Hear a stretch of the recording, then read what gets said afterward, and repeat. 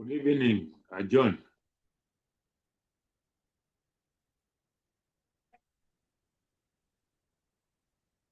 Hello. Good evening. Good evening, Doctor.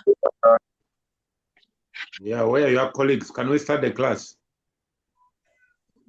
It's okay, Doctor. What is okay? Let us go ahead. Maybe let's first wait for about 5 minutes and then we can start, Doctor. All right, 5 minutes and we start. Who is the class president?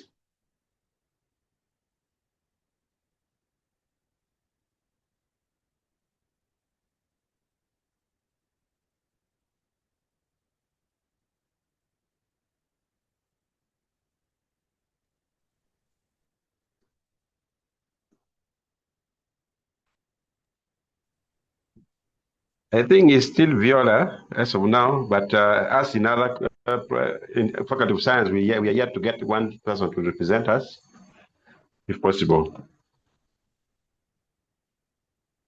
Is she in the class? Is she active?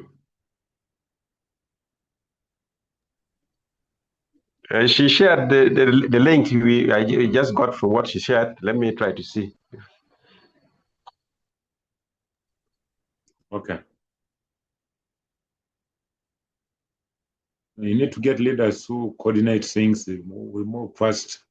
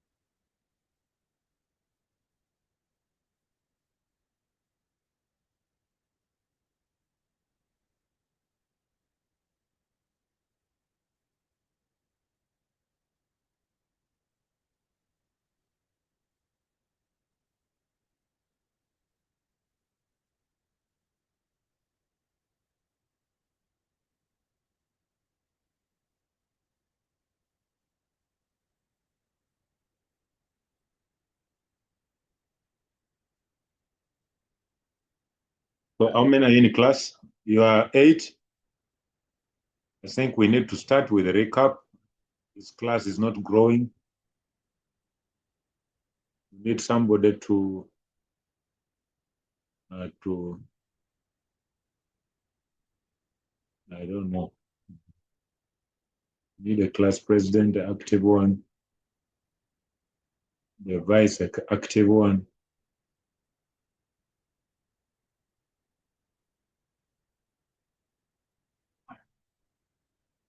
Nice. You have a weak class president, then you know all sessions will be weak. The coordination will be poor. So you said Viola is the class president? Yes, doctor. And I think she's also almost logging in. You should always be the first person to log in. You need active people. True. The choice is yours, but I'm telling you, you are passing defense on some of these leaders. You have weak ones. The facilitator will be a weak one because there is no motivation. So doctor, maybe a kind request for us doing a master's in information systems. May we have one person to coordinate us, since now this is in the faculty of business? I need one class president and a deputy. Yes, maybe the deputy will be. We suggest that it comes from MIS if possible. Thank you. If you know, I don't know the students. I don't know the students. Okay, we will do so. People need a class which I'm very much worried of is that one of research methods. Everybody there wants to be a leader, but very disorganized class. There are over, I think, 150 students. And because initially I was given the module which had been given to another person, I picked it up in the next, class. Next weekend, I think, when the management intervened. Now I took it for granted that there was leadership, but there was no leadership. I don't know, but it depends on them. You have poor leadership of students who coordinate, nothing will move well. So let's see. I'll do a recap and start. Yeah, comment, but I don't know how to backbite. I just tell you the truth so that you struggle with the truth. That's the fact, so did doctor. Did you people get your results? For last semester? Yes. Doctor, I have not yet seen. I, in particular, have not yet seen.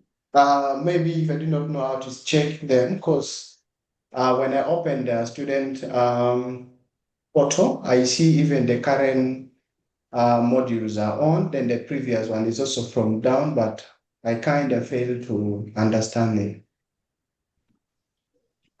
No, the results are normally released, and I think the way they do it, I saw somebody sharing, because with me, when I'm sharing, I have 6 modules I've taught.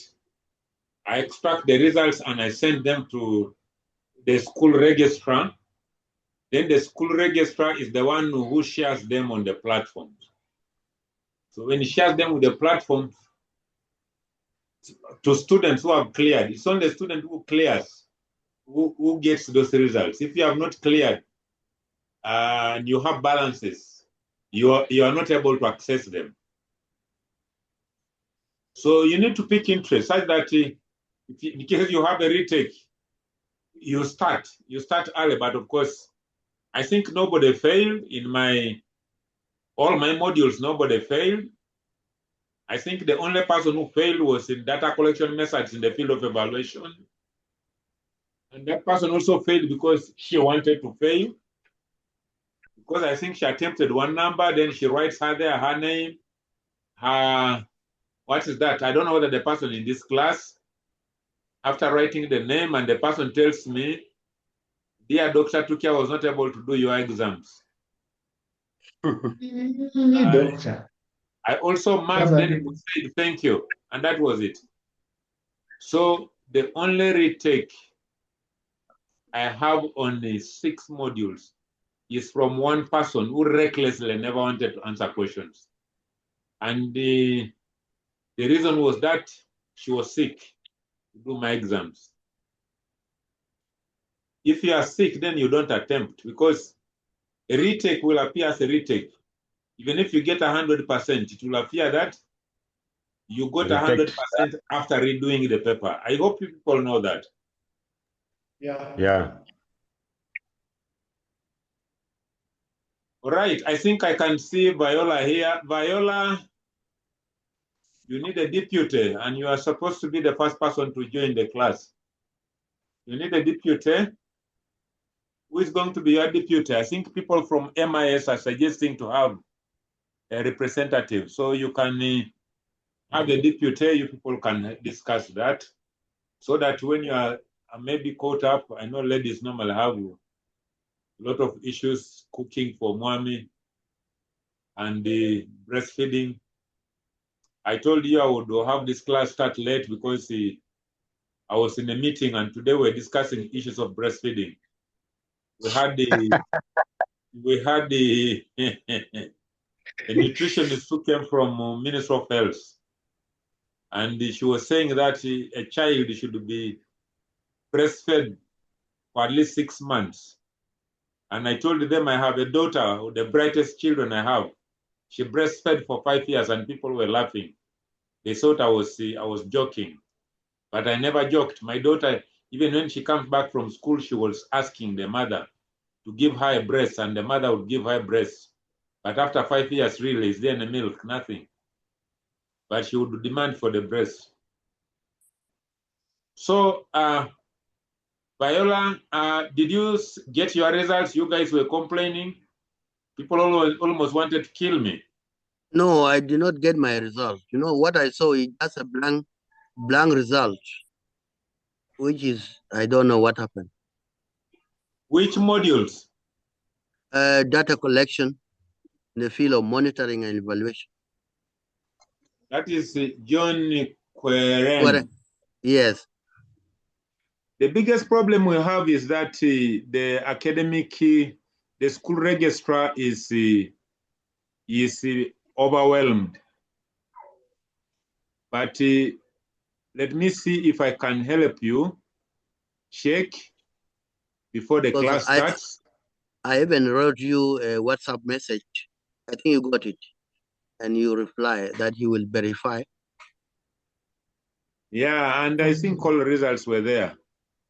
Data collection methods in the field of evaluation, even you people reported me to the owner of the university. Somebody has even lost a job, including the VC. So you guys are good at reporting. But with me, when I know I'm doing the right thing, nobody will threaten me, not even in the forces. Nobody threatens me in police. So you guys complained, fall. But of course, I'm not second. I'm not scared of anything because I know I do my job. Doctor, for us in the faculty of computing, we all got, and we don't have any complaint. We all got our results.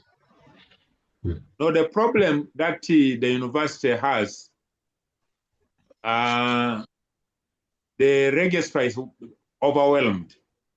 True. And you know, it's a young person and he's still new.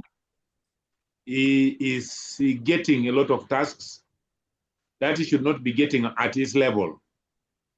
True. So it has a lot of issues, complaints here and there. But you know, when I share my results, I share the results with the school registrar. It is now up to the school registrar to display them. So True. when I share them, and I shared the results, all my results, I shared them on 4th of May.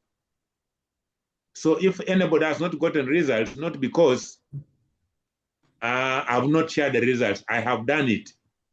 So when I see those mails flying left, right, and center, and on WhatsApp, I pity people who are supposed to be sharing these results because they are there. So yesterday I saw an email, and that email, they were asking academic registrar to confirm whether I had shared those results of data collection methods and strategic human resource management. They were to confirm. Then I was copied on the email. And by protocol, if they copy you on the mail, you are not supposed to respond. It's only the people who have been directed to respond. They are the ones to respond. Like Lada here, Lada Dominic, you complained of your results risk management. Isn't it so? Lada? Yes, doctor, it is true. Yeah, you complained and you copied me in. I couldn't respond. So what I decided to do when I saw your complaint, to make the registrar probably remember, I had to check again, like the way I'm now checking, as to allow people to, you know, join. I asked, I updated, and I said, I'm re-updating these results and make sure people like Lada get their results. I checked and I saw the results are there. Did you access the results? Lada? Dominic? No, not yet, doctor. Not yet. Not yet. Maybe you people are too fast. You are going to make this man run mad. The results are there. The results are there, and I made sure. Okay. God, I can see Kinyara, Amos, Samuel. Samuel, you're also complaining. Mine, you took me through human resource strategic. I'm not complaining as such, but I have no doubt about your marks always. But on that, I did not see it. I'm sure it is there. You also kindly maybe check mine also. Human resource strategy. All your results are there. You guys, you want us to be dismissed. But me, I'm a man who was, you know, I've worked in the forces for 39 years. And I keep telling people this. 39 years, so university cannot chase me away. Forever, some of us, I want to be very honest with you. I don't sit in Utamu because I'm being paid money. No, I sit in Utamu because I have passion to teach. So you guys will be losing a lot of viable people. I'm telling you this. I know people are recording this, but I don't care. So when you are reporting, there are guys with weak hearts. They end up losing jobs. Are you aware that the VC has lost her job? And many other people will lose their jobs because of your complaints? True. So, Doctor, when you are writing an email or even sending, now like these guys of data collection methods in the field of evaluation, I see Viola here is raising her hand. People wanted to eat me up, and they had written a list of, I think, 17 or 20 people. When I said I will verify, I sent those marks on force, and there is nothing missing.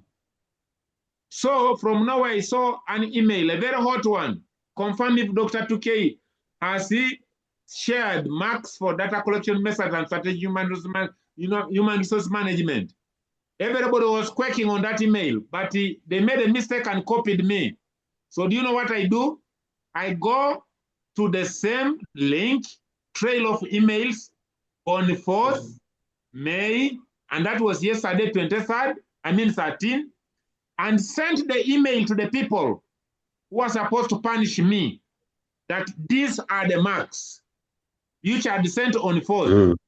You get the point? Now tell me, whom are you going to report? The big man is asking, confirm if this man has sent. And now you are fidgeting around. So you are still looking around to see whether my marks are there. I attach them. So who is a fool?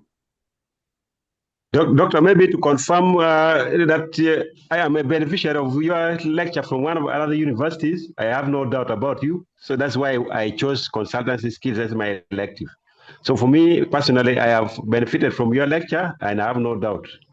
And for colleagues who are complaining, you are complaining to a very resourceful person that if you miss, you will not get another one like this. Thank you, Doctor. Thank you. I'm humbled. But you know, what I wanted you people to know, I'm just mentioning this because we are all mature, we're adults. I met some of you whenever we're doing exams. I'm a person who is not interested in seeing anybody fail. Today, one of the students, I don't know whether that student is here. The student is complaining that she does not have a marks of strategic human resource management. I'm normally a hands-on person. I had a list, like when the data collection method people were making their lists in the WhatsApp. I was just looking at the list, and all of the names of these people who are complaining they have not gotten their results are there. But you know, I was now wondering, how do I start?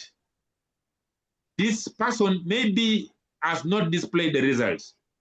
but the results are there. I called him and told him, Pius, I think there is a problem. I shared these results, but these students are all saying there are no results. What could have happened? Now, things had gone out of hand. There are students here, they may not be in your class, but they thrive through complaints. And I wonder what kind of leaders they would be. I've known now because I'm one of the longest, I think me with Mejan, the longest academic staffs in this university. So I know what students want. People want cheap popularity. They can reach the owner of the university and they tell him anything. And of course, because he feels bad, he will want somebody else punished. But now you are punishing innocent people. These people are innocent because they have shared the what? They have shared the results already. But now the issue here is the person, I don't know, are you able to listen to me? Because I'm double tasking now. I want to ensure that I check and confirm all your marks here. Yes. I want to begin with which module? Human resource. Strategic. Human resource. Which one? Strategic human resource. Yes, and Samuel Chinyera was Samuel your Kinyera. I'm favorite. there. I want us to rule Someone, out, decide that everyone. when you are listening to me, you don't take me to be a very bad person. No, doctor, No, you have human been resource. This is Kinyera. Kinyera.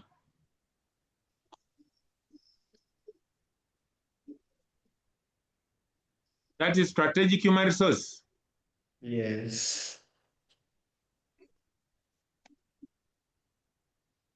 Strategic human resource.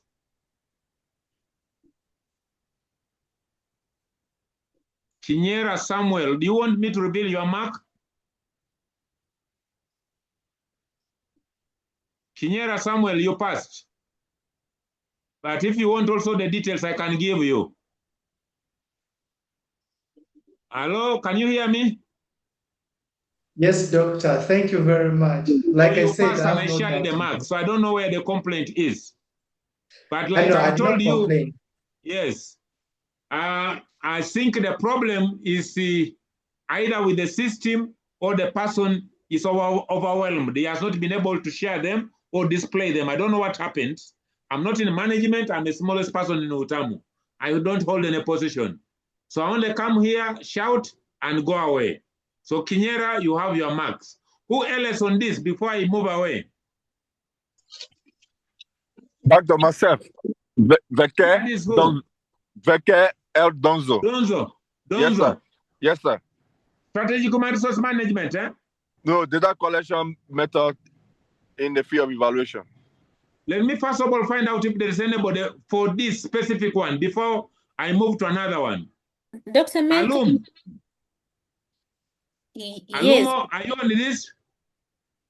No, I didn't get any of my results actually. It wasn't on the list. But speaking on behalf of everyone, because we had a list of over 40 colleagues who were complaining. So I don't know whether people are comfortable with you displaying instead of going one by one, because people were so many who were complaining, just so that they confirm and it's done. No, I just want to know the people here, anybody here. Yeah, Are you I have able all to the see names. this? Is this displayed? No, it's not displayed. It's okay. But because I don't want to display this, but I wanted to know who, again, who has not gotten results of this specific module. Myself as well, Alumo. Which one? Both strategic and risk. Now, if I may ask, do you know that this so-called strategic human resource management is a module which has got 7 modules bungled under strategic human resource management? Yeah. Did you know it? Do you know there is something called project human resource management? Yes. So which one did you do? Strategic Strategic human resource. Yes, because your results are there, and I'm also checking with a hard copy. So now I don't know where are issues, because I can't be an issue.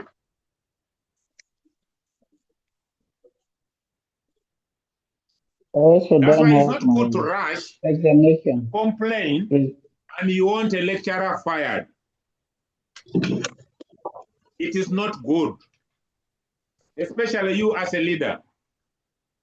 Because now strategic human resource management here, when I check, this is Viola, I want to check both a hard copy together with a soft copy. Now, is it Alumo Sande Viola? Yeah, doctor, but I think my concern is quite different. No, let's first finish this. Your concern may be different, but I want things to be cleared. Okay. I want this. Let's move slowly, because this consultancy skills, I might not even be able to teach now. I want to solve your issues. Because now here, what I'm seeing... Just a kind question. Doctor. Why don't we handle this one by one? No, I was just requesting, since we are not in this team of the lecture, since you are not lecturing, can we just I can't log settle out to lecture kindly? when I've not settled the issues of complaints. They will still come at the end of the lecture. Let's handle this. Thank you.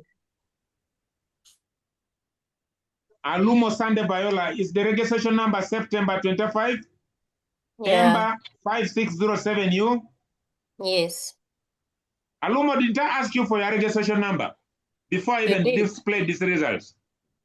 You did. Alumo, you should be the one defending lecturers like me.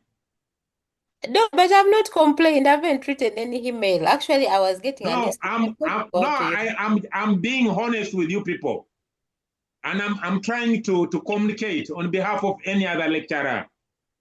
Okay. Because honestly speaking, you should be able to tell students to be calm.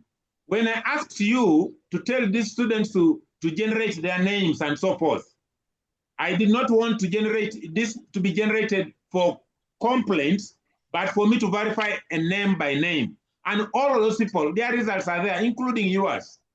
And it's surprising for you not to have gotten your results when you are even my overall best student. This is where it becomes challenging.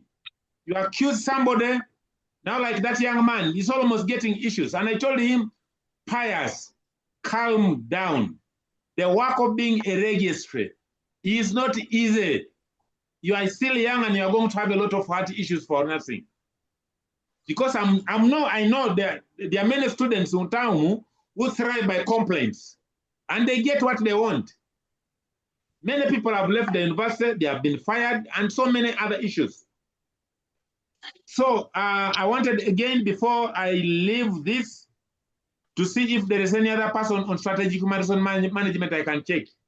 So Viola, your results are there. And if you want me to tell you, you got 88%. So, and you are the overall best student. So I don't know where my prime is. Any other person?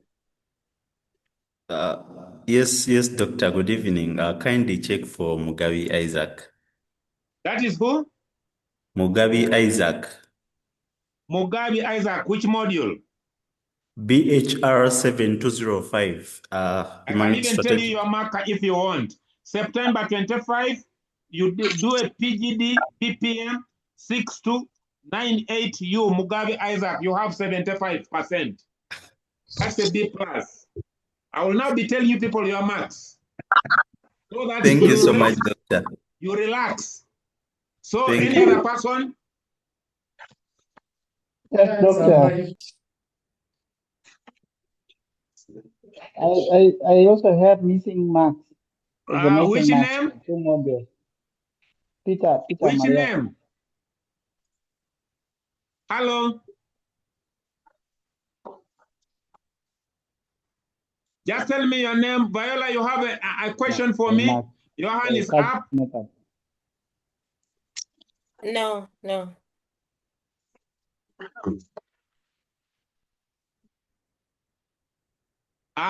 Any other person, this specific module? I want us to settle down. Okay, John Quereng, which module? Different. It is data collection. I think we will settle it later. No, let me check, my brother. Data collection, let me check. I'm not going to teach until I give you your results. Those are the modules that are causing me issues. Okay, thank you. Data collection. Data collection. I'm checking. You did it online? Was it online? Yeah, I was online. Yes, I hope you guys have paid your tuition because I'm now giving you your marks direct. So that no, I have cleared everything. My tuition is zero balance. It's okay. I'm almost there. Okay. I'm checking another module now. You know, in most cases, I speak for many people, even when I was in council. And I try to defend lecturers who are hardworking. And I'm one of them. If you doubt my ability, you can come to police and ask. I've never been threatened in police for 39 years. So I only get issues here with the students who are not serious.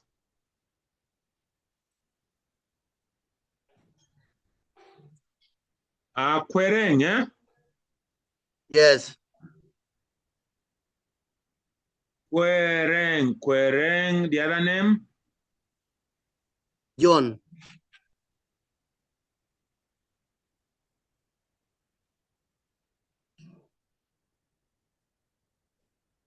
Quereng, I'm checking.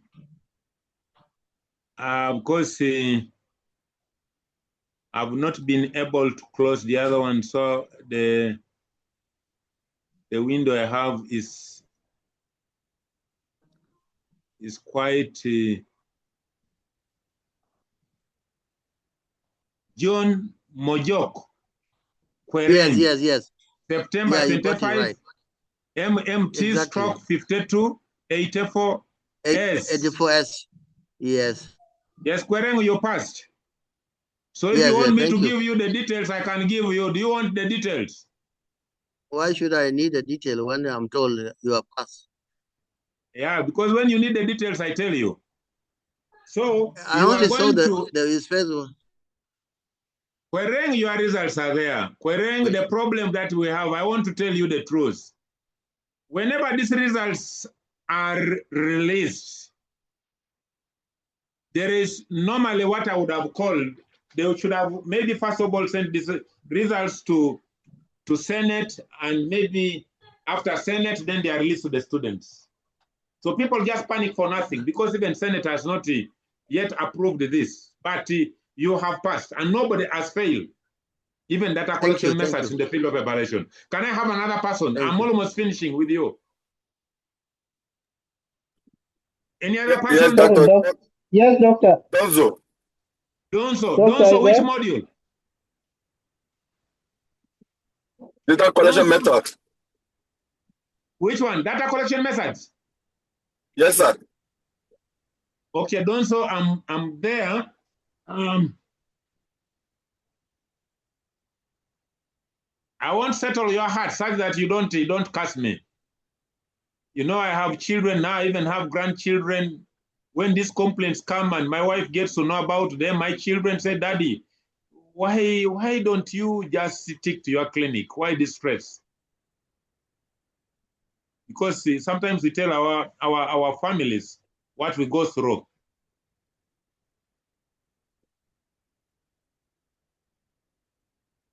So those I'm checking.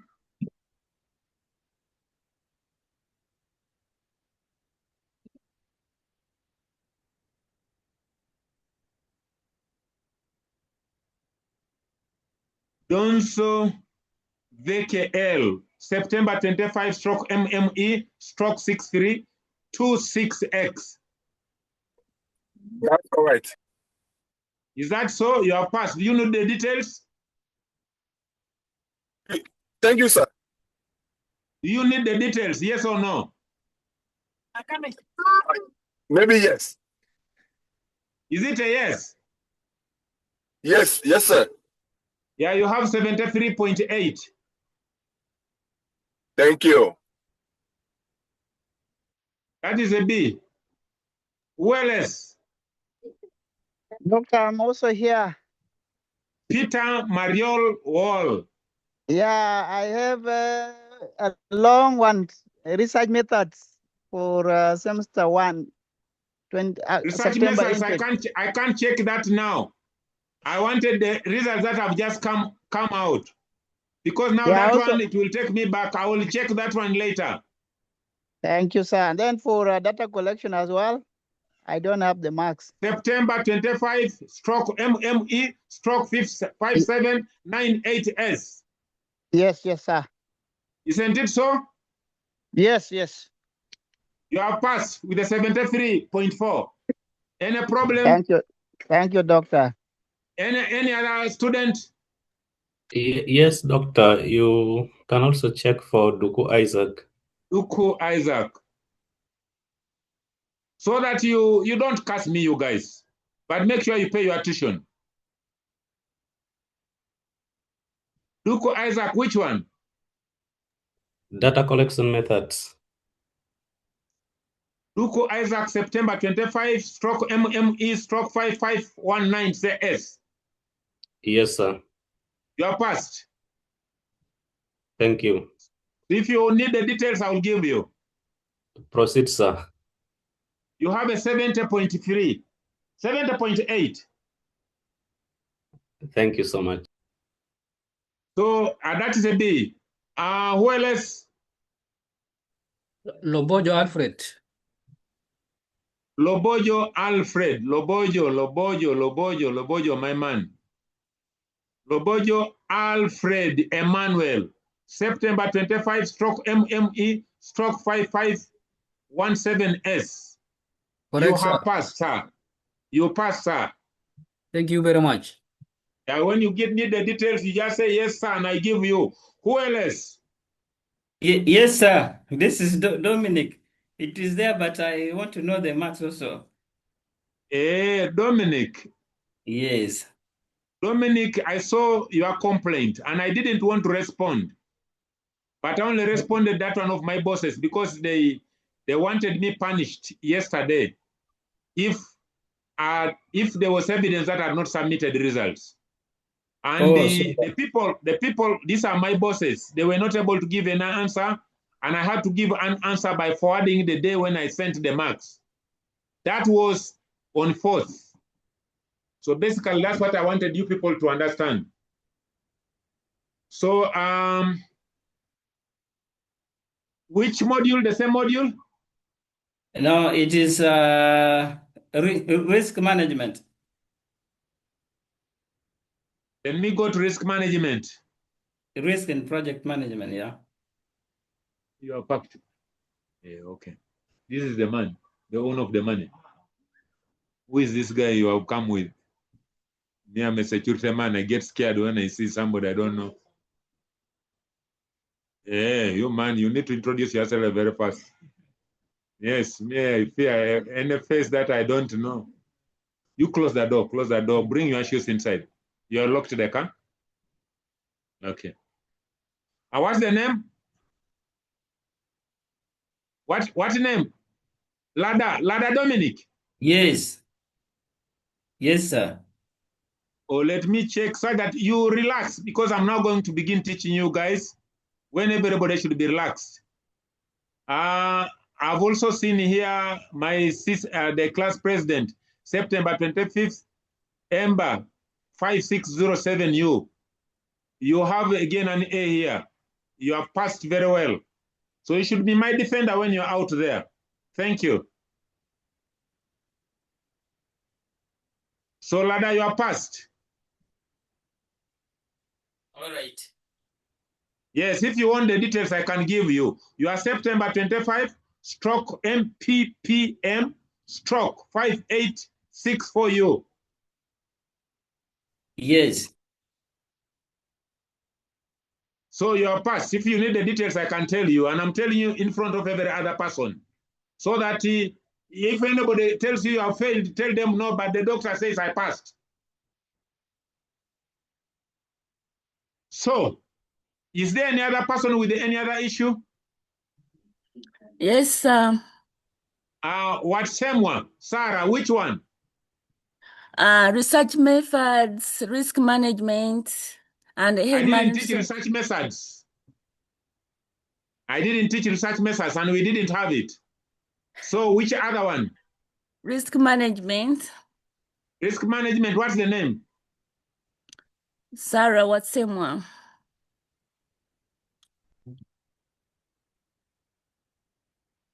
Okay.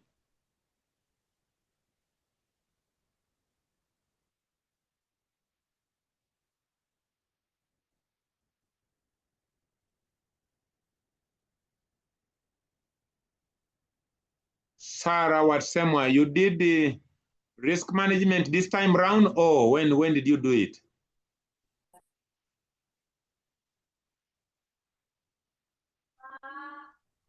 What Samuel, Sarah, you passed?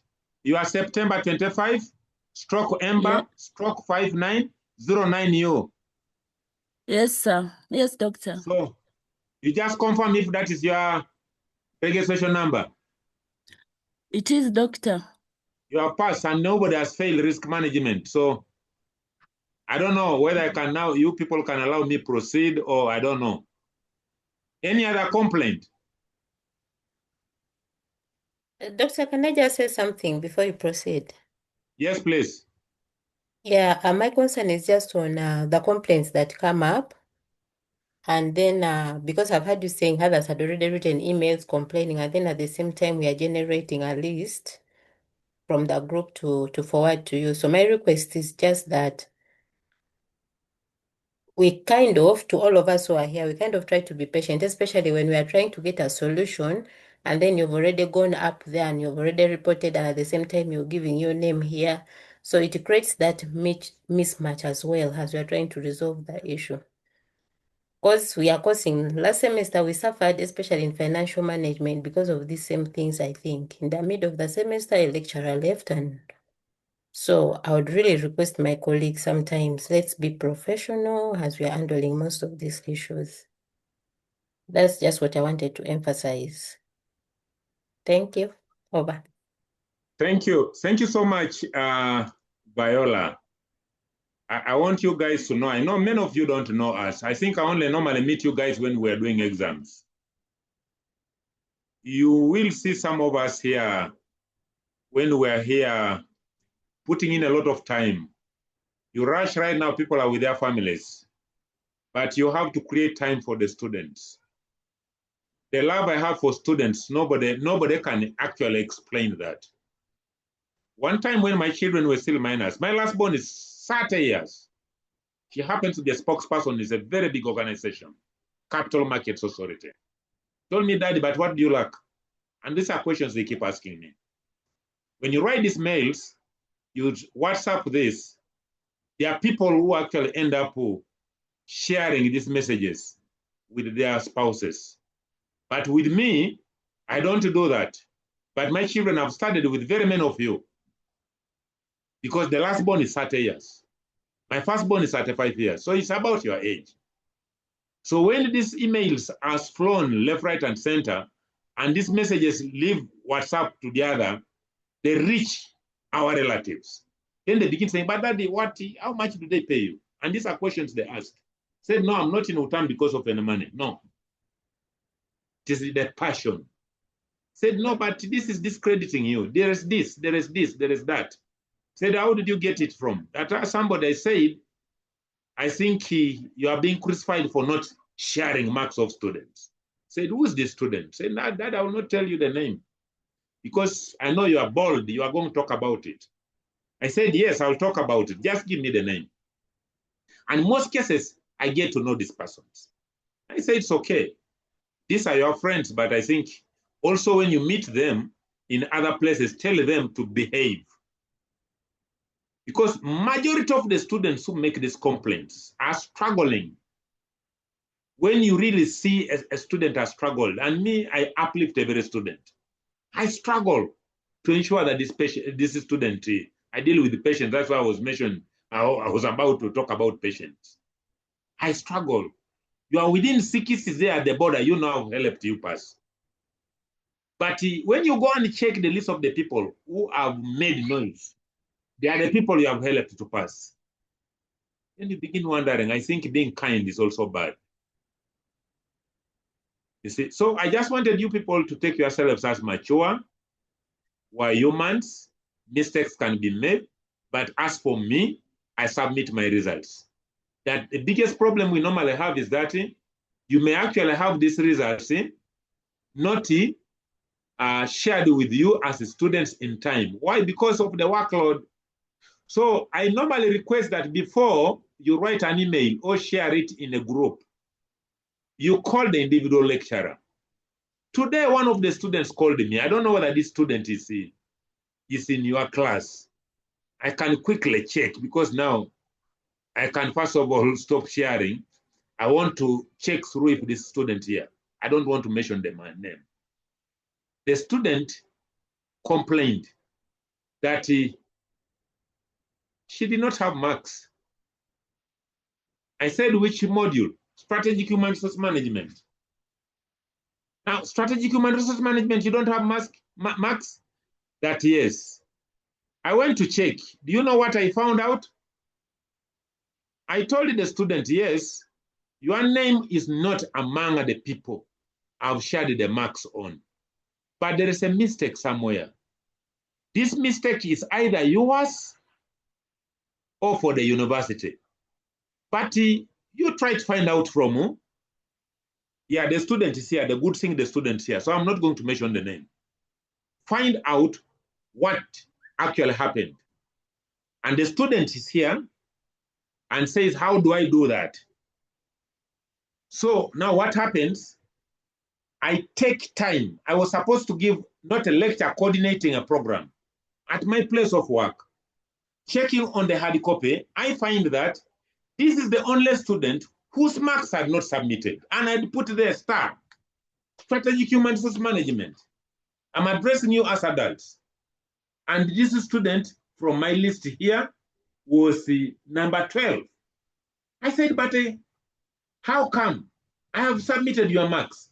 Going to check on the platform, the student is not registered. Why would you blame me for not registering? I called all. Of course, I know from this meeting, a lot of nonsense is going to be generated. And of course, some of us are not really bothered because we do the right thing. And if I don't tell you this from here, then you will not actually understand who 2K is. I'm a person whom powers my heart. By the way, I speak using my heart. I don't use my brain. I only use my brain for thinking, but when I pour my heart, I pour my heart. Because honestly speaking, you don't register on this module. How do you expect to get marks? I called free people who are online officers. Help me, trace for me this name.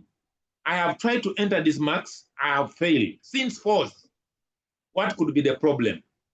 And this is because I'm very strict in my way of doing things. Whether you claim you're online and you are doing exams in heaven or in hell, I make sure I want results printed. Then I mark and I have the what? I have the hard script. And this is what helped me with this particular student. I will not mention the name, but the student is in this class.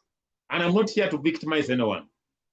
Later on, the first online officer failed to know where the problem was. A second one failed to know where the problem was.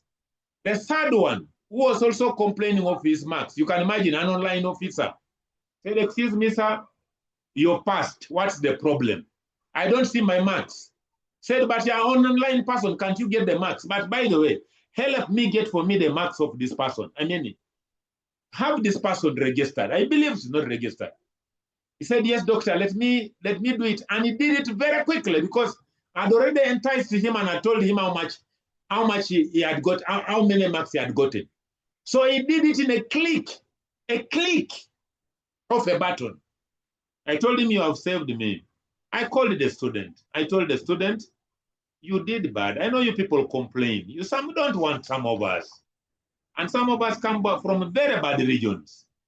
But honestly speaking, madam, unfortunately, most of the complainants are madams. Most of them. So, madam, this issue here, what could be the problem? Why did you do this? You have not registered. And now you told me, no, I registered, but I deregistered myself. Why do you deregister yourself? So these are issues such that you people, when you are complaining, no, we're human beings.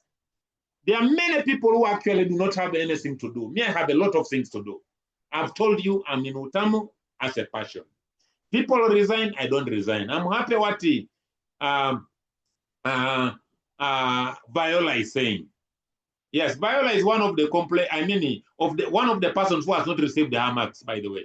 You need to know it. But when I was entering every mark in every module, because I knew she's my president. What is this registration number? What is this? And the reason why I was asking is that some of you write very poorly to the extent that I cannot even get to know who this registration number is. Remember, we don't put names. Now we're supposed to match the name with the marks. Then you find a person who has written 8, he has written a 0. And say, but what is wrong with these students? This is the stress we undergo. So having said that, by the way, I'm talking to consultants.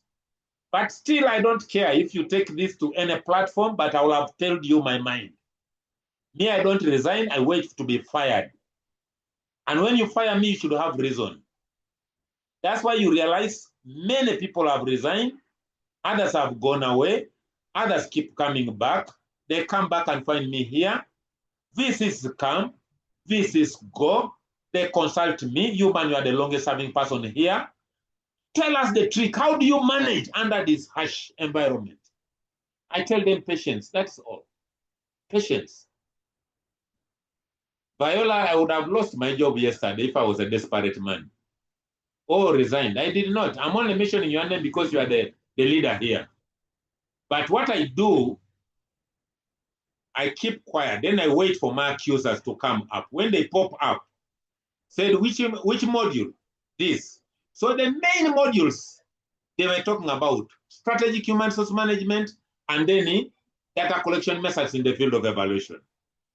And now what hurts me, that I wrote an email to my bosses, was to clarify and also make sure that, I don't know what to say, we make sure that I don't know whether you can hear me because I want now to wind up on this, because I like what Viola has just shared, being patient. Being patient is very, very important. Because now here, I wanted to give you people something that I wanted you to understand. Let me go to my courses, then I'm coming back. My courses, let me talk about strategic human resource management. Then I will tell you something fun about this module. Strategic human resource management has got J26BBA 7212. It is called strategic human resource management. Then there is a BHR 7100 human resource management and the theory practice. Then we have BHR 7205 project human resource management. Then you have BA 509 strategic human resource management.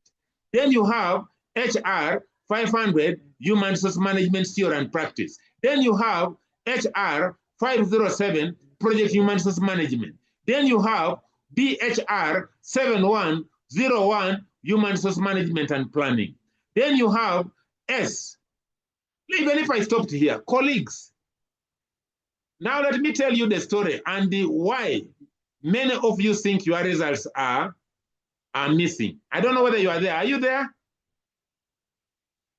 Yes, doctor. Now, So we are there. the reason why you think your results are missing, you don't know exactly where do these results supposed to fall. Strategy, human resource management, taking all of this. But again, you will realize that there is something called project human resource management. So when you don't get your marks from strategic social management, you get it in project human resource management. Now let me tell you the education I gave to the people who were my accusers now as managers. I was maybe to be fired, I don't know, but I wrote an email that these modules should be segregated such that students, when they are enrolling, know which one they are enrolling for. Otherwise, if you are not going to enroll for the right module, then you are going to have a lot of issues. So this is a mix-up we have. So ideally, at the end of the day, the innocent 2K, because my name is mentioned so much, pronounced. But one thing I love myself for is that I'm a very assertive person. My wife knows this, my children know this, police knows this, including IGP. Once I tell you something, it comes from my heart. I'm an employee of public service. I'm an employee of 3 different ministries: Ministry of Health, Ministry of Education and Sports, Ministry of Internal Affairs. Maybe very soon, I will also get another ministry, Foreign Affairs. But I don't want to be an ambassador because I'm not a politician. So colleagues, having said that, let's play a game of being patient. Why? Because it's only the patient people who can manage teaching. I want you to imagine you have a module called research methods where you have 145 students. On Saturday, I taught 145 students. And now you have students, everybody complaining, how do you manage if you are not an assertive person? It becomes a problem. So Viola, I thank you for the advice you have given colleagues. Colleagues, it is just unfortunate that I'm online and you people are seated maybe at the comfort of your sitting room of a car or somewhere, but the day when we meet, then you'll know, I think this is a genuine person and I can help you. I help many students who even sometimes get issues on the road. I'm a policeman. Maybe I've not told you. If I've not told you, I keep mentioning this and I'm proud to be one. When you are stuck on the road, it will be the same man you're accusing. But call me, there's no problem. Call me and say, doctor, they have stopped me on the road. How do I go about it? Then I'll call that policeman. I say, please, that is my student. Release him, release her. So this is what we do. So it's not about marks. No. The relationship starts from here. In respect where you come from. I've gone to Southern Sudan. I've met people there. Then I tell them, please, so-and-so. They say, oh, my lecturer. That kind of thing. Let's have that relationship. Student-lecturer relationship. It goes beyond being in the class. No, we shouldn't be able to do this. So having said this, I think I see the hand of Kabule. If there is any other thing about this, maybe you can ask, but I want us now to go to consultancy skills. Otherwise, with me, I love being open because many people have gotten issues and the VC is gone. I don't know whether you're aware. Are you aware the VC is gone? Colleagues, are you aware the VC is gone? No. No. Now we have a new VC. That is for your information. They will communicate to you officially. Kabule, go for it. I wanted us to go to class. Doctor. Yes, doctor. Good evening, colleagues. I'm new here, but I was once a student of UTAM. What I wanted to add on this is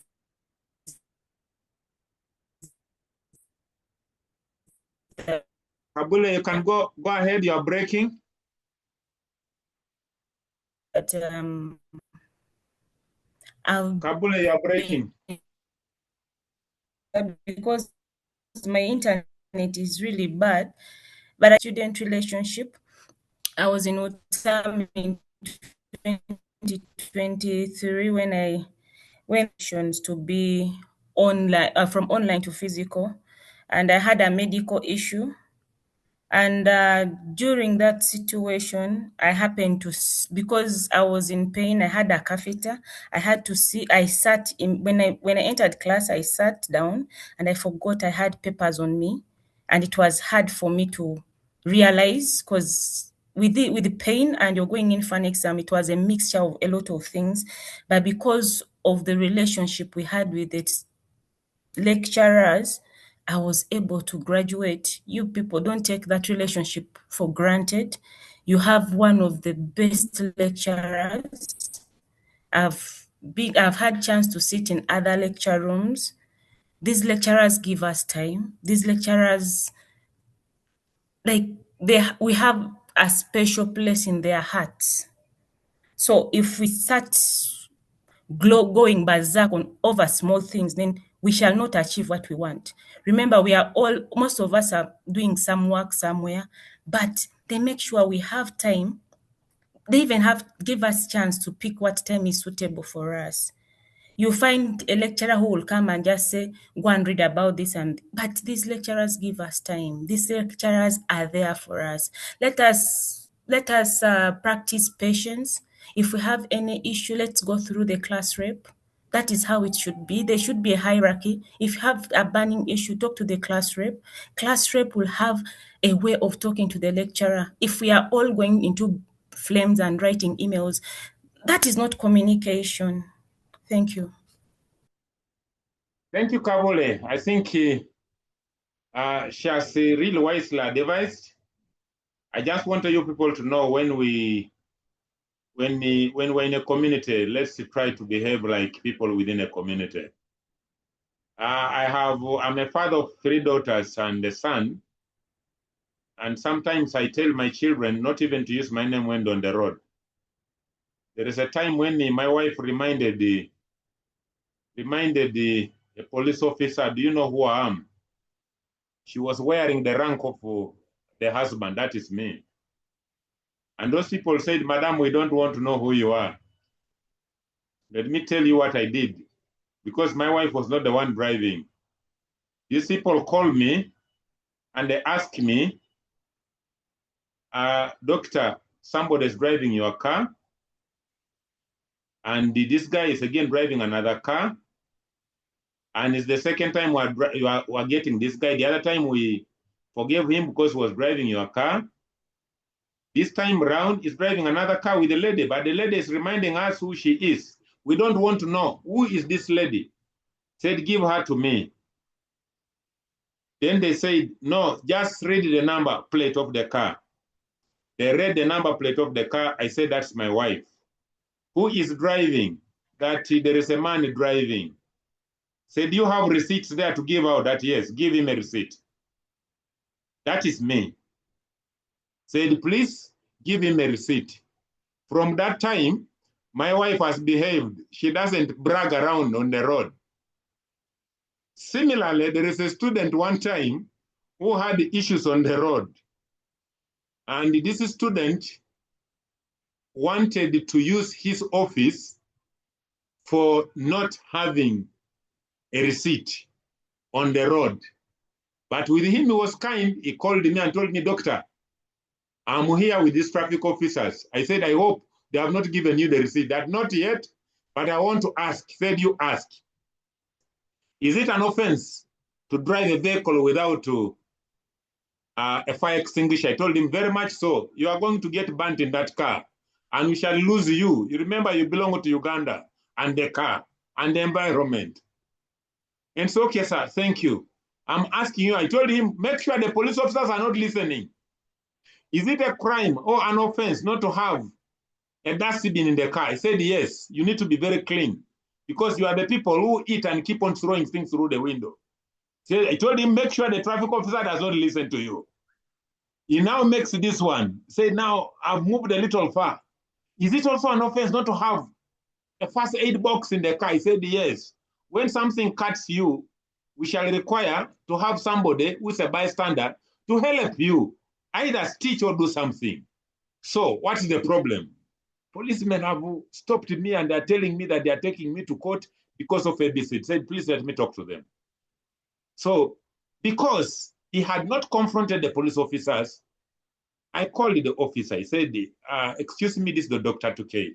I'm one of you. We belong in the same family.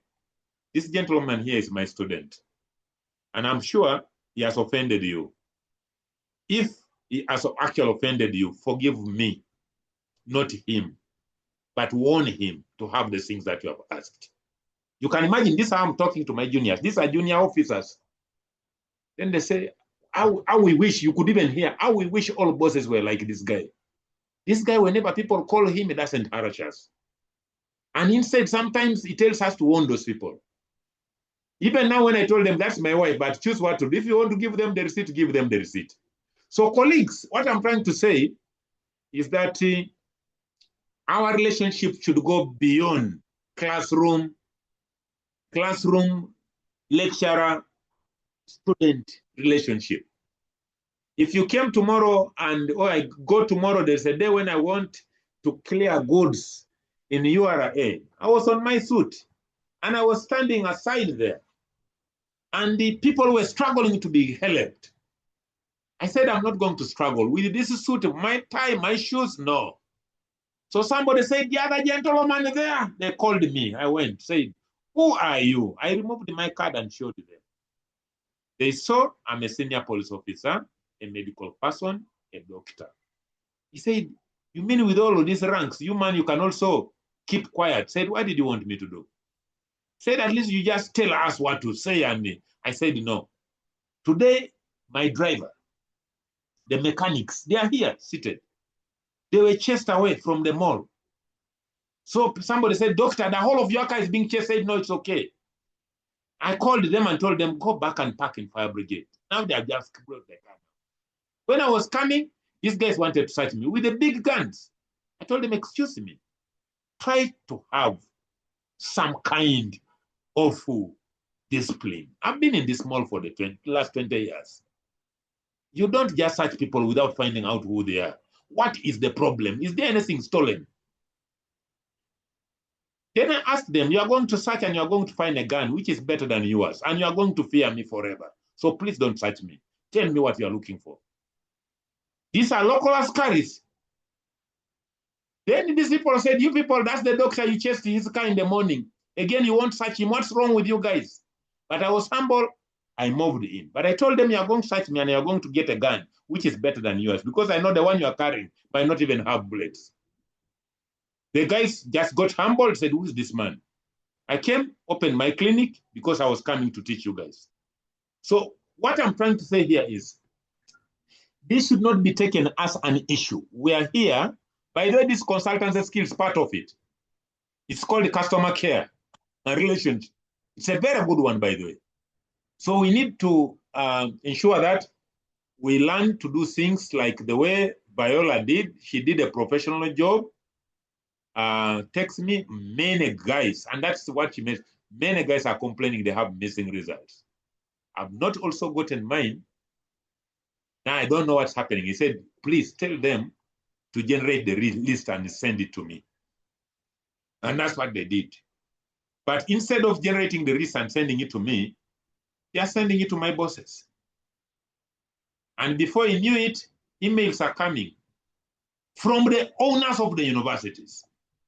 Now you can know the impact. So with me, I had an answer. I never spoke, but I forwarded the email that had sent all of those marks. But now the problem is not me, but people want to defend themselves who sit in those offices. Said the lecturer never sent. So do you know how I poured water on it? I sent the email that sent the marks on the 4th or 4th in the morning is when the email went with all of the results. So where is my crime? Then do you know what I did? Because I'm an open-minded person, somebody is going to say, this man is wasting our time. No, I want to clear hearts of people so that when I'm teaching, you listen to me. You don't listen to a person that you think has betrayed you, has not given you a result. All of you here, you have your results somewhere, but maybe they have not been processed. And it's not me who processes, because I'm a nobody. There are people who process: academic registrar, school registrars, deans, heads of department, and maybe the director, not the director this time. Who is this? The DVC academics. So this is it, unless Dennis has something different. I wanted us to go to class and now listen to what I've prepared for you, because I wanted to teach people who are not angry with me. Dennis, go for it. This person is calling. Thank you, Doctor. We have had a lot, and as other colleagues have said, I want just to say, we are sorry. From the Department of Computing and Engineering students, we are here listening to actually mistake that was made by our colleagues from the business school, which is really regrettable. We are here as consultants, we are here as colleagues in the business industry, we are here as men and women of virtue in the country and internationally. So we should really learn to handle our grievances well. My appeal to you and my colleagues, moving forward, let's behave as mature people, as parents, not as children anymore. We are here to upgrade and then to share knowledge. Today we are with Dr. Tupe as our lecturer. Tomorrow we are giving him a job or he's giving us a job somewhere. And mind you, as he said, several times we meet on the way. Sometimes you meet when you're in need, sometimes you meet when you're supposed to support each other. Let us avoid hearsay and as mature people, let's really follow the right channel. As he said, I'm glad some people have really taken the right direction of consulting before you write the email anywhere.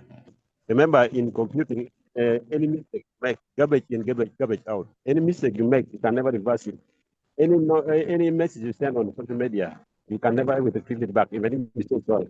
So for now, maybe for the sake of our own, I must say sorry, and let's read it first. And then I must confirm, Dr. K, when I saw him in our timetable as the consultant skills lecturer, I dropped the other elective because I know he's competent. So colleagues, if you need value for your money, a person to the likes of Dr. Tupe, you should not really play about with because you'll enjoy and get the value for your money. Thank you. Thank you so much, Dennis. Dennis, I think you have said it all. Maybe, Kinyera, you can sum it up, and then we go back to class. I needed us to resolve this. Kinyera, you can go for it. Thank you so much, Dennis. I think that's a parental one. Well, thank you so much, Doctor. I felt it's really very important to also add my voice onto this. First of all, to apologize on the behalf of the students' fraternity. Sometimes students tend to be so irrational and they do not know what is the outcome. And I think this is the right time that if someone is at the level of even bachelor's, you're now in the university and you're studying the university. Now, if you went ahead and you're doing the master, meaning you're now mastering onto something. So colleagues, maybe to make it just so short and precise, you know, these lecturers, they do a lot of effort. I want to compare and contrast some other universities that I have been in. If you see the way some of the lecturers in Utamo do take our classes so seriously. For example, I want to mention, if you see our Dr. Tupe, I developed a lot of passion to study at Utama because of how Doctor always handle his modules. Not only Doctor that does that, even there are some other lecturers who does a lot of passions when they are doing their work. I tell you, one of our colleagues said that some other universities also, they just give you a course like that, do this. So, Doctor, I want to tell you that and give you the courage that we are in your class. First of all, not only for us to excel, even for you to excel and go beyond where we cannot even reach. In fact, you are the light that we look into, that we also need to be like you. And you're training these citizens to become what is best of them. I want to say thank you so much, Doctor, for all the effort that you always give, and we'll always back you in all these capacities that we can handle. Otherwise, thank you so much. Thank you so much, Kinyera. Thank you so much, Dennis. I think we have really resolved this. All of you have got your results. Like somebody has just mentioned, I think that's Dennis. Sometimes the emails that we write may not be reversed. Of course, it dents the names of lecturers and maybe sometimes the innocent persons. To me, I'm passionately doing teaching in Utamu, and I told my bosses that Inspector General Police that I would love to be given chance to use the knowledge, the skills I've acquired. One of the reasons why I'm in Utamu is because police paid my tuition for my second PhD to Utamu. By that time, Utamu was called Uganda Technology and Management University. And when they paid my tuition, they asked me that they would bond me because they thought I was going away. I told them, no, so long as you give me a chance to do teaching in any university of my choice, I think I wanted to pay back to Utamu. So I'm in Utamu because police helped me to pay part of my tuitions to Utamu, and the university that made me a PhD holder was the Mbarara University of Science and Technology.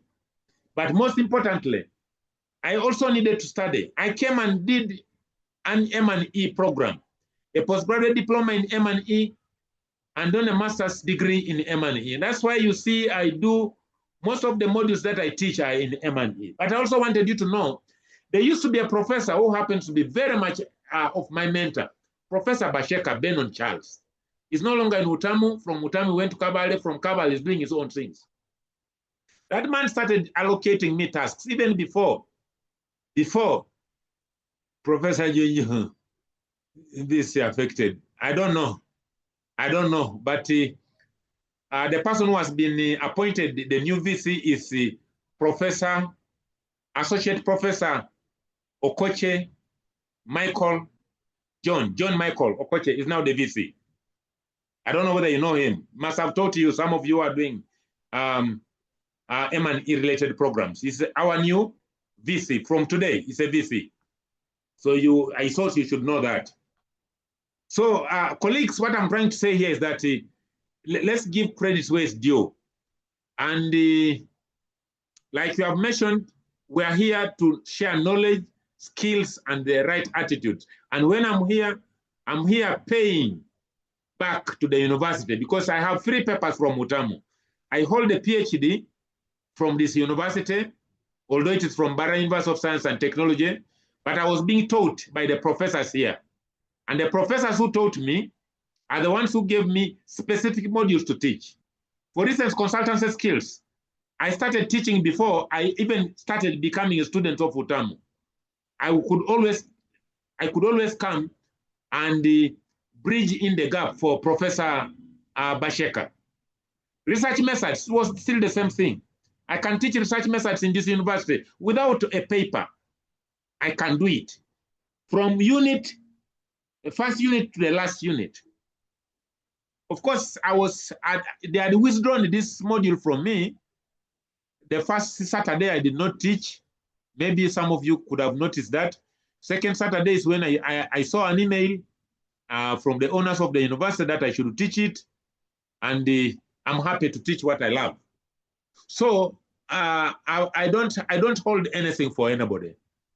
If you see me keeping quiet, then you know there's something I've kept in. But if you see me pouring it out, it means I don't hold anything. But all in all, like the way Dennis, Kinyera, and many of you have said, let's behave like consultants, because consultants we are. Allow me now move to the class and be able to share what we ought to share today. Colleagues, just allow me move on. Thank you so much. Professor Koche is our new VC. And there are people sometimes who want to know this, because I want you to know this. It might be difficult for you to report me to Professor Koche because he's my cousin. So his mother and my mother are sisters. That one you should know, so that you don't shoot your leg.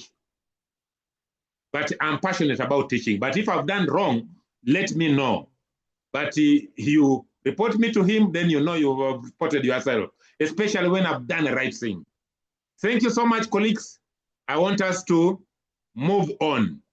And we're going for our consultancy skills development today. And I'm very proud to be able to share this. What am I sharing? I hope I'm not sharing results again. Colleagues, beg your pardon. I'm going to unshare this. I want to release you. I want to release you unless you want to listen. And I'm going to charge you tuition. Where have you parked the car? The car is okay now, not leaking, no, nothing. Okay, I've sent the other man, tell them to confirm with you. I sent you also something small. So tomorrow you come, we take the car for for service, yes.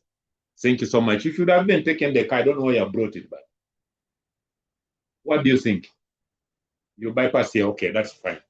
Okay, thank you. Thank you. So colleagues, just see a moment. That was just by the way.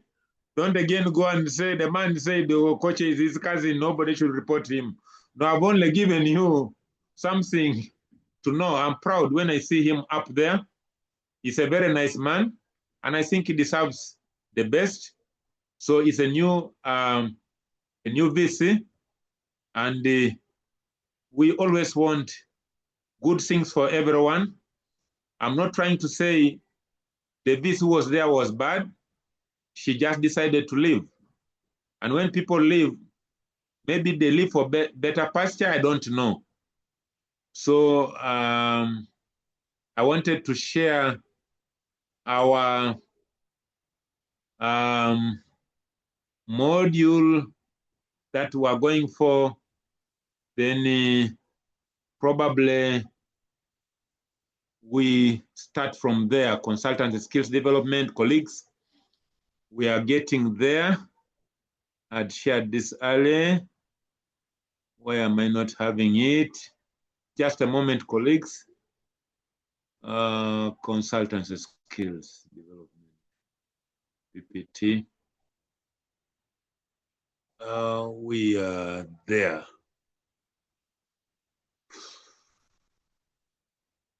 I'm happy everybody now knows his or her results, and I'm going to support you by telling the supporting. We need to support the person, by the way, who is our registrar. Is a young man. It's a young man. We need to support him, and if he's harassed, he might have a lot of issues with his health. And it's also called Kinyera, and I've seen another Kinyera here. Kinyera. Kinyera? Yes, doctor. Thank you. Yes. Our registrar for business school is called Kinyera. I studied with the father. We're doing our PhDs together. Was in the University of Liverpool, and I was also somewhere before I did the second PhD. So he's a nice man, and sometimes we need to be patient with these fellas. I'm trying to share this. I lost it because I needed to clear one or two things. Okay.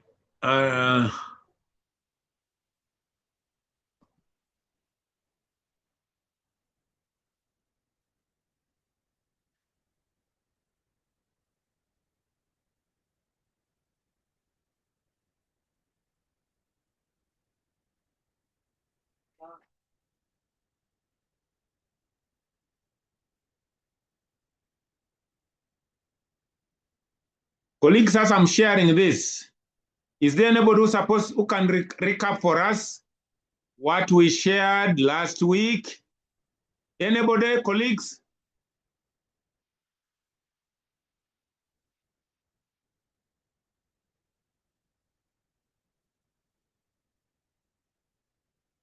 Colleagues, anybody? Okay.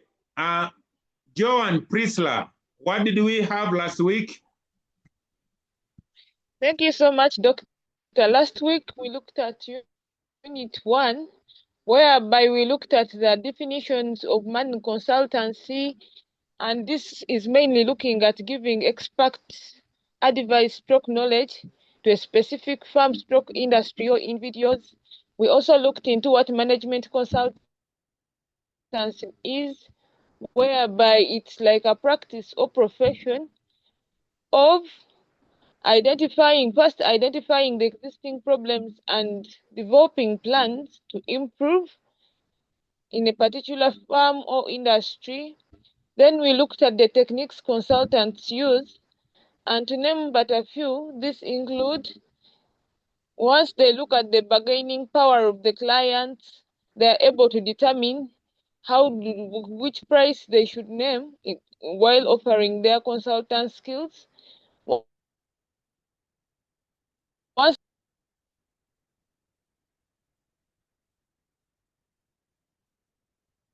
You're breaking, Joan. You're breaking. Joan, we have lost you. I think she has a problem with her network.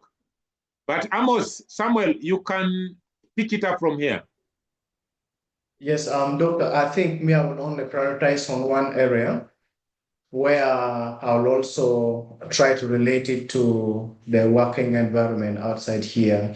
The reason why you talked about why is consultants needed in an organizations, their purpose, and you were really very clear when you say the consultant supports and helps the organization to judge the viability of a client's business. And you went ahead and told us how the consultants, the parameters the consultant use to check the viability of the client businesses. And there are so many things that it looked into that. So you also talked of the advantage of the consultants in such a way that they generate and get the new ideas where it leads to improving the organizations.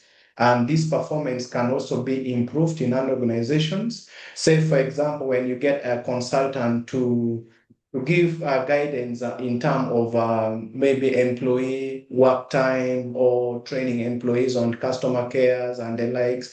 One way or the other, you're improving the business performance because you're targeting certain class of people by inviting the clients, by inviting the consultants in order to take them through into that. Then you also talked concerning those the advantages that they recommend, the changes that would help the client, Well, it is very true that when you mentioned that what kind of changes, I want to bring it in such a way that a consultant cannot be seen only in an organizations. We have seen consultants in hospitals. They best understand that. What do they do basically? How do they help the clients? I say, for example, if we have two people who has gone, I want to bring an example. If you have taken two people who has gone to test maybe for HIV, you need a consultant there who is going to take them into counseling, into career guidance, and into counseling in such a way that when you're going to bring out certain information to them, a consultant knows what to say. Remember, he's specialized in that department, and consultants are always tagged to some specialized to some special things. They are a bit into or maybe into rooted into that thing that they know how they can drill and bring out certain informations. So, Doctor, I just want to talk on a bit of that, the reason why consultants are really very vital in our organizations, and that's one of the areas that you really taught us about. Thank you. Thank you so much, Amos. Any other person, probably the last one, so that we can go and look at something else today.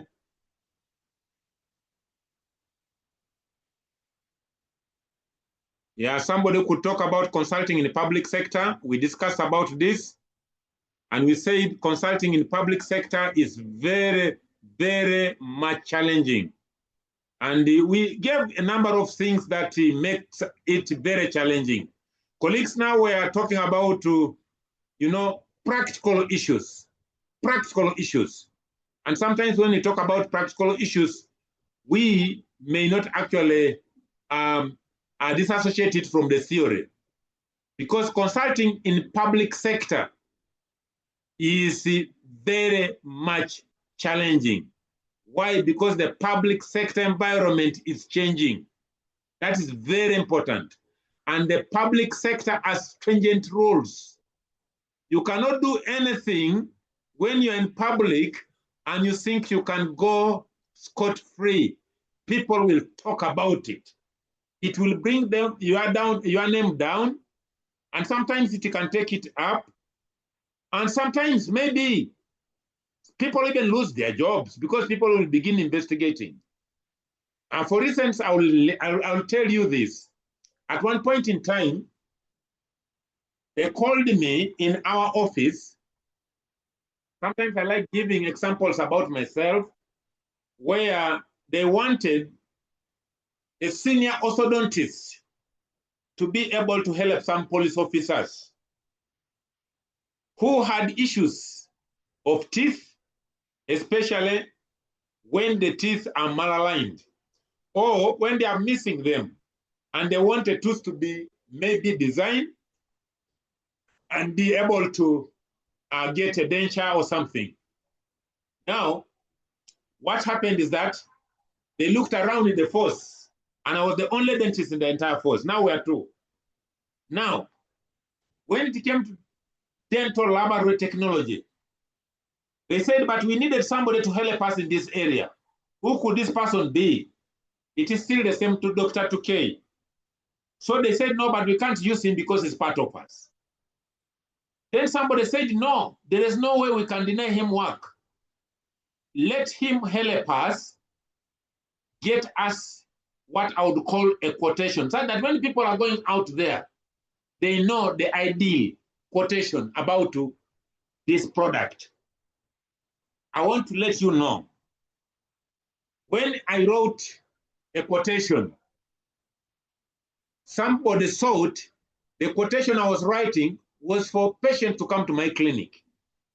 But little did they know that they needed a sample of a quotation such that they could give this police officer whose teeth were missing maybe a rough estimate of the amount of money, such that when he goes to the hospital, he is helped. So this person comes back and tells me, doctor, they have rejected this quotation. Say, but the police does not have any, would call them, what are they called, invoices. And there's no other person in the police who can give this quotation. The quotation I gave is a sample of what this product can go for. I've not told you to come to my clinic. No, you can go anywhere else. But now I'm between a hard place and a rock.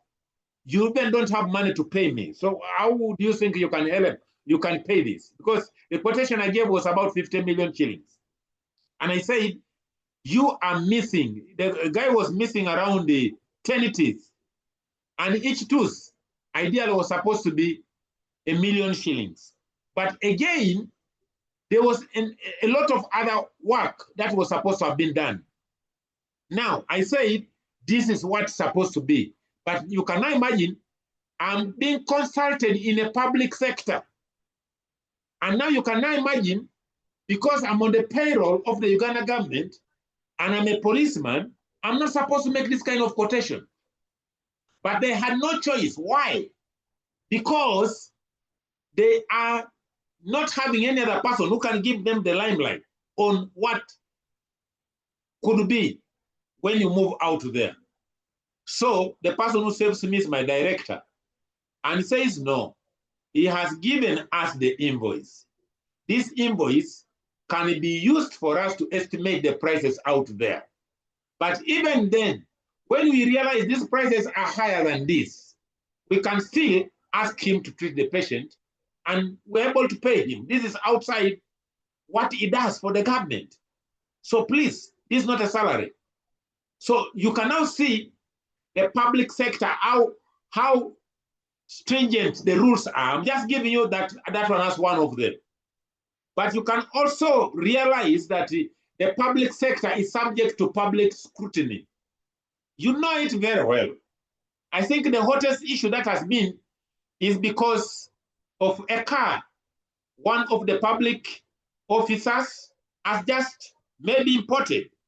Yes, they are estimating it, I think, after clearing, maybe 4 billion shillings. So now, whether you have made the money or not, people are going to ask, whose money is this? People have started analyzing.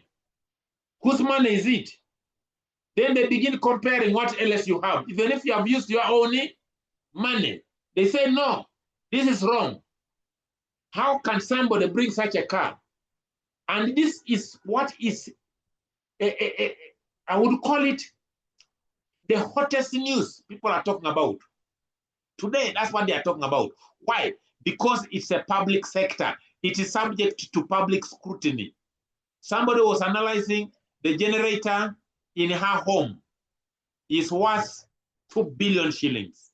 How many hospitals do not have such generators? How many people die? So this is what people will talk about. So colleagues, I want you to understand now how consulting in the public sector is very, very tricky. But of course, I'm not talking about that, relating it to consultants. No, that is politics. But there is an issue of ethical dilemma, which is very increasing in the public sector. At one point in time, one of my bosses was made to resign. Why? Because it was established that was the one supplying posho and beans to the organization. I'm giving you examples that are on my reach. Ethical dilemma in the public sector. You realize that the person is the CEO of the organization, but this person calls for, what would I call this? Bids. And on these bids, the person calls, he has 6 or 10 of those, I would call them companies, which are his or connected to him. They are the ones who are going to supply the items that are required. You can imagine this. It becomes a problem. And maybe before I forget, I want you to know this, that at one point in time, did not only supervise a student, inspired a student, taught a student, connected a student, and he ended up getting a very big job in the Ministry of Health because this guy had already gotten 3 master's degrees through my guidance and support. But time came when it was later on realized that the first degree this student has was not his own degree. It was from another person. And now I knew it was going to dent my name because I supervised the student also in Utamu and was about to graduate. The name was even put on the graduation list. But later on, it turned out that the first degree the person used was not his. It was all over on the news, on the papers, and also on TV. And now I thought I had a friend. We had published jointly what I did when I had the friend had been arrested. Excuse me, sir. You know very much that I'm a police officer and I don't associate with criminals. Tell me, is this degree yours, yes or no? He started mentioning this and that, this and that, this and that. The second time he was arrested, was detained in one of the police stations. I think that was Wandegea. I was called, Dr. Tuke has been arrested. I don't want to use another person's name because these people will talk about our relatives. Going there, I asked, and here Dr. Tuke is arrested and is here. What is his offense? Said, no, we don't have any doctor by those names in the cells. The person we have is Dr. Kwadi. Said, oh, so let me see that Dr. Kwadi. He said, well, go inside. They said, but I can see Dr. Tuke is there. I see this guy. Then I called this guy out. I said, excuse me, tell me the truth. Are you Dr. Kwadi or you are Dr. Tuke? Or you are both? The guy tells me, you know, I'm Dr. Kwadi. He said, but I've known you as Dr. Tuke all along. When did you become Dr. Kwadi, not Dr. Tuke? The person starts trembling. I tell the wife, go away. There is something I want to establish from your husband. I tell the IO is the investigating officer, go away. I want to find out who is this man. Then I asked him a question. Are you Dr. Tuke, yes or no? Then he told me, no. Who are you? I'm Dr. Kwadi. Say, what happened? Dr. Kwadi is for Iteso. Dr. Tuke, these fellas are from Congo. When did you again become an Iteso? When you cannot even speak Iteso? The man got stuck. I told him, tell me the truth, because I also know Dr. Kwadi. I taught him in school X, because I was an instructor in a school where this man was thinking, before even I got to know about Utam. Please tell me the truth. That's when the man told me, yes, I forged the degree certificates as a medical doctor who did a degree of surgery and a degree of medicine. I said, I think I've not heard. I went first to clear my ears. The man told me, yes, I forged the papers. So, meaning you are not Dr. Tuke, that no. Who are you? I'm Dr. Kwadi. Said, but the Dr. Kwadi you are talking about, I know him, I also taught him. It also means you are neither Dr. Tuke nor Dr. Kwadi. I'm bringing this because of the ethical dilemma issues. Now, I told him now, the first thing you're going to do, all the articles I've written down with you, this is my gadget, pull them down.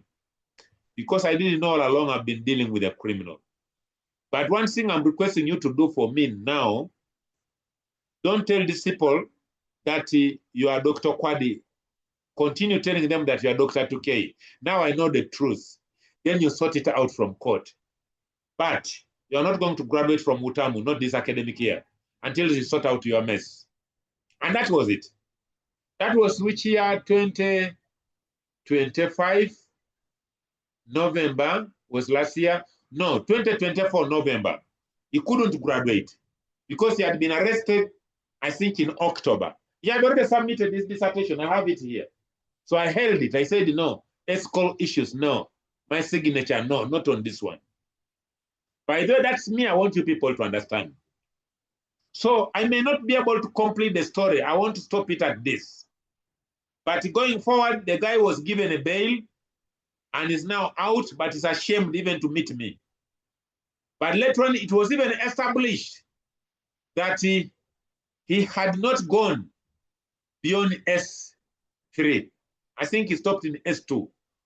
But the guy would attend to my classes and he managed to get 3 master's degrees. All these degrees, because the first degree was not his, he has issues. So I told him, please go and rule this out of court. I attended every session because I really wanted to see how this guy can defend wrong papers. But he managed, as I talk on now, he's out of prisons and the guy is around with a wife who is a midwife, very beautiful wife, but married to a criminal. I'm sorry to use these words. Colleagues, going back to the ethics, issues of ethical dilemma, I want you to get to understand that it is a very common thing, especially in Africa, in Uganda particularly, where you find a person will not select bids according to the merit. This same student of mine, I made him get a job in Ministry of Health, and he became a very big person. The salary was getting was big and was getting a lot of allowances. So one time he called me and told me, Dr. Tukey, you told me this module, consultancy skills. By that time, I had not known the guy is fake. Fake doctor, quack.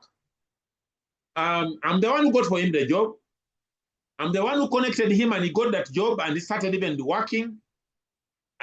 Of course, I don't want to mention names because it's also unethical for me to do that.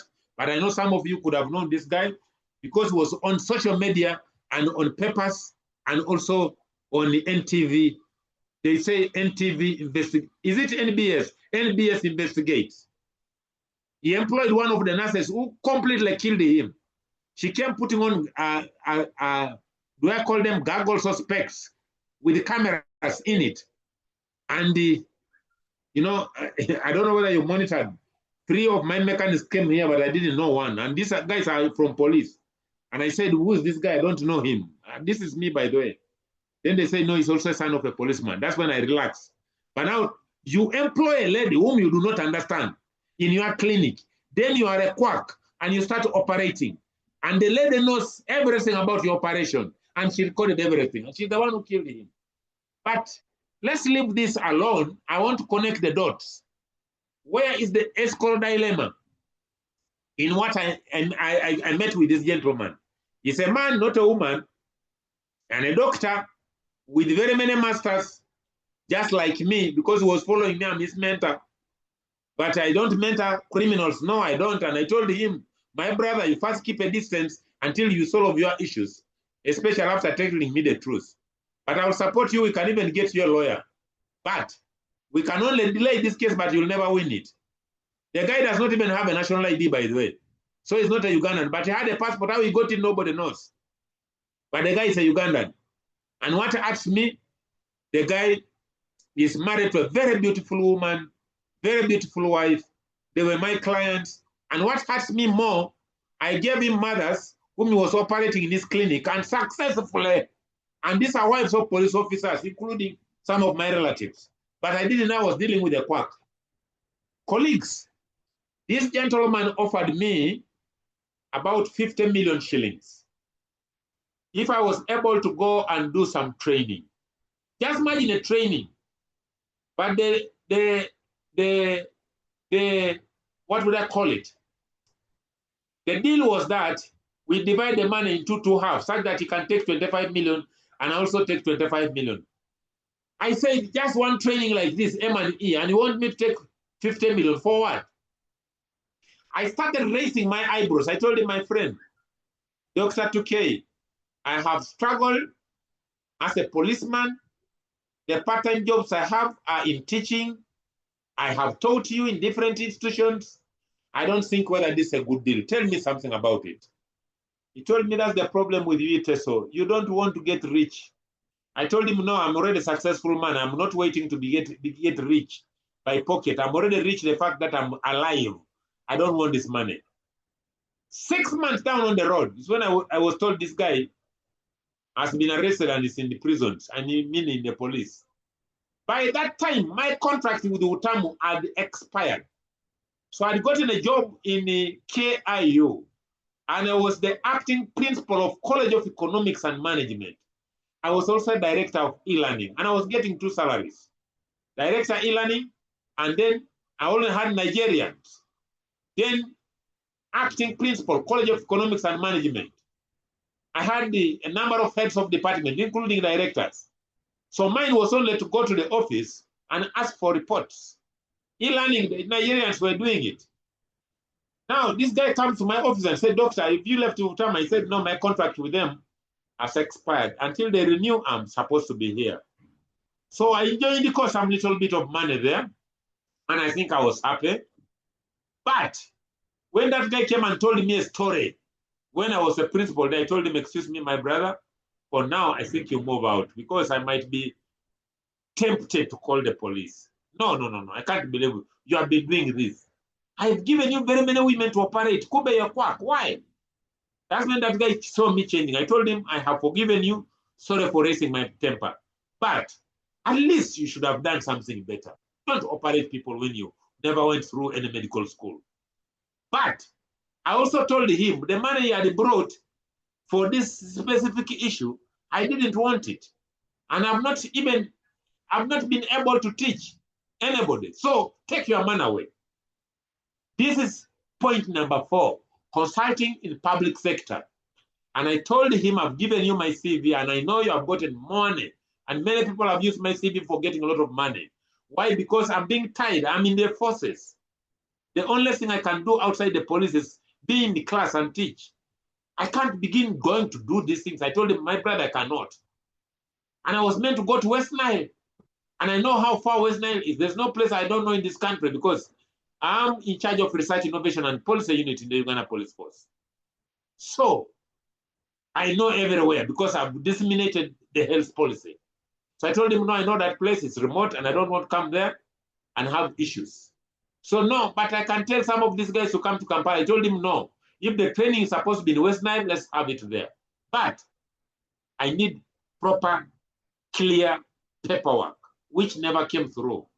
Later on, he was arrested, and the owner of the papers, I think, wanted 100 million. I told him that's little money. Give that guy money, and he keeps quiet. But of course, if you insist you don't have the money, it's okay. You'll go and suffer in prisons. Colleagues, another challenge we have in consulting in the public sector is payment drama, even sometimes exceeding 6 months. I'll tell you, colleagues, I've been able to do a number of consultancies, even when I was still a student in Utamu. Professor Basheka, by the way, that's the genesis why I teach this module. He had given me to teach specific modules. I could teach research methodology and research methods, research methodology seminars, the what Dr. Opal is now teaching. Consultancy skills is the one I'm still teaching since that time when he gave it to me. But he would give me assignments and tells me, go and deliver a lecture on this. Whatever happened there, I don't want to know. And when you are delivering a lecture, they would tell me, you are here on behalf of Professor Basheka. He said, he the one who sent you? He said, yes. Tell him to check on his account. Then I called Professor. I told him, I'm done with the job. They have told me to tell you to check on your account. Then he said, no, let me call the person. Tell them I don't need that money. That money should go to you. You have done a lot of good things for this country. Then they asked me, which account are we going to pay? I told them, if honestly, the money that you're supposed to pay me, you are supposed to, the money that you're supposed to pay Professor Basheka is the money you are going to pay me, then pay it to him. I know what he will give me. Then he said, this lecture that you have had was supposed to give you 40 million shillings. But these are the terms. I said, but now, what are you talking about?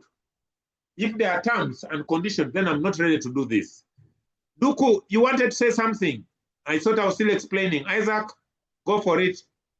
Yes, Doctor. Actually, sorry for coming in while you're talking. I just wanted to say you're sharing your desktop. I don't know whether it is intentional or that's what it is. No, I thought I was sharing the screen. It's okay. I'm sorry about this. Thank you for letting me know.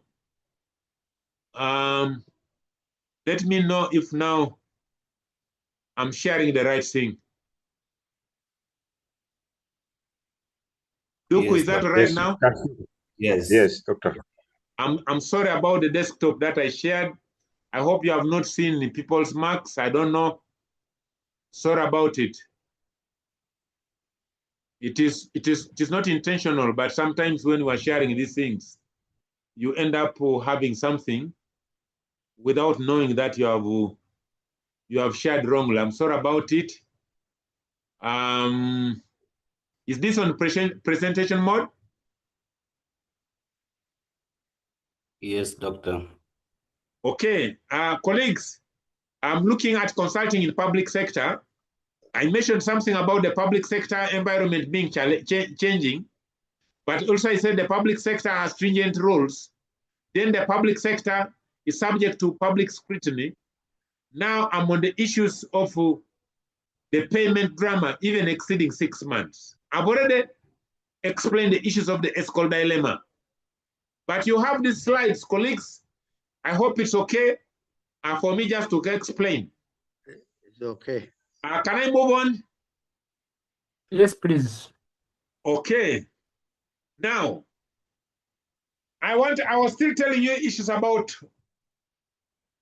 the payment drama, even exceeding 6 months. So I'm not going to tell you this company, this organization, but they told me, Doctor, since you have told this is what the professor was supposed to get, but now these are the terms and conditions. This money that we're about to give you are supposed to give us something. There's what they call kickback. I told them I've never held this kind of money. I've taught you for less than 1 hour. It was like 45 minutes. If this is what professors get, then I must struggle and become one. But I'm not going to sign for 40 million. Then you give me 20. You can now pay the money to the professor. I'm not taking it. Thank you. And that is. Now, when I mentioned that, many people started fearing me. But the people who feared me, some of them ended up losing their jobs in some organization. I'm not going to tell you the name. And they ended up becoming accounting officers in other organizations. Then they called me to give a lecture about fleet management. I did not give the lecture myself. I called fleet managers within the Uganda Police Force who went and delivered the lectures. And this time around, I was warned, say, Doctor, you are fond of refusing money. You think you are very much ethical and you don't want to share with others. This is how we eat in public offices. You have delivered a lecture, but this is something small. It's only 45 million shillings. But you know, this money was supposed also to give to drivers, also supposed to give our accounting officer. But again, even the sub-accountant is supposed to get something.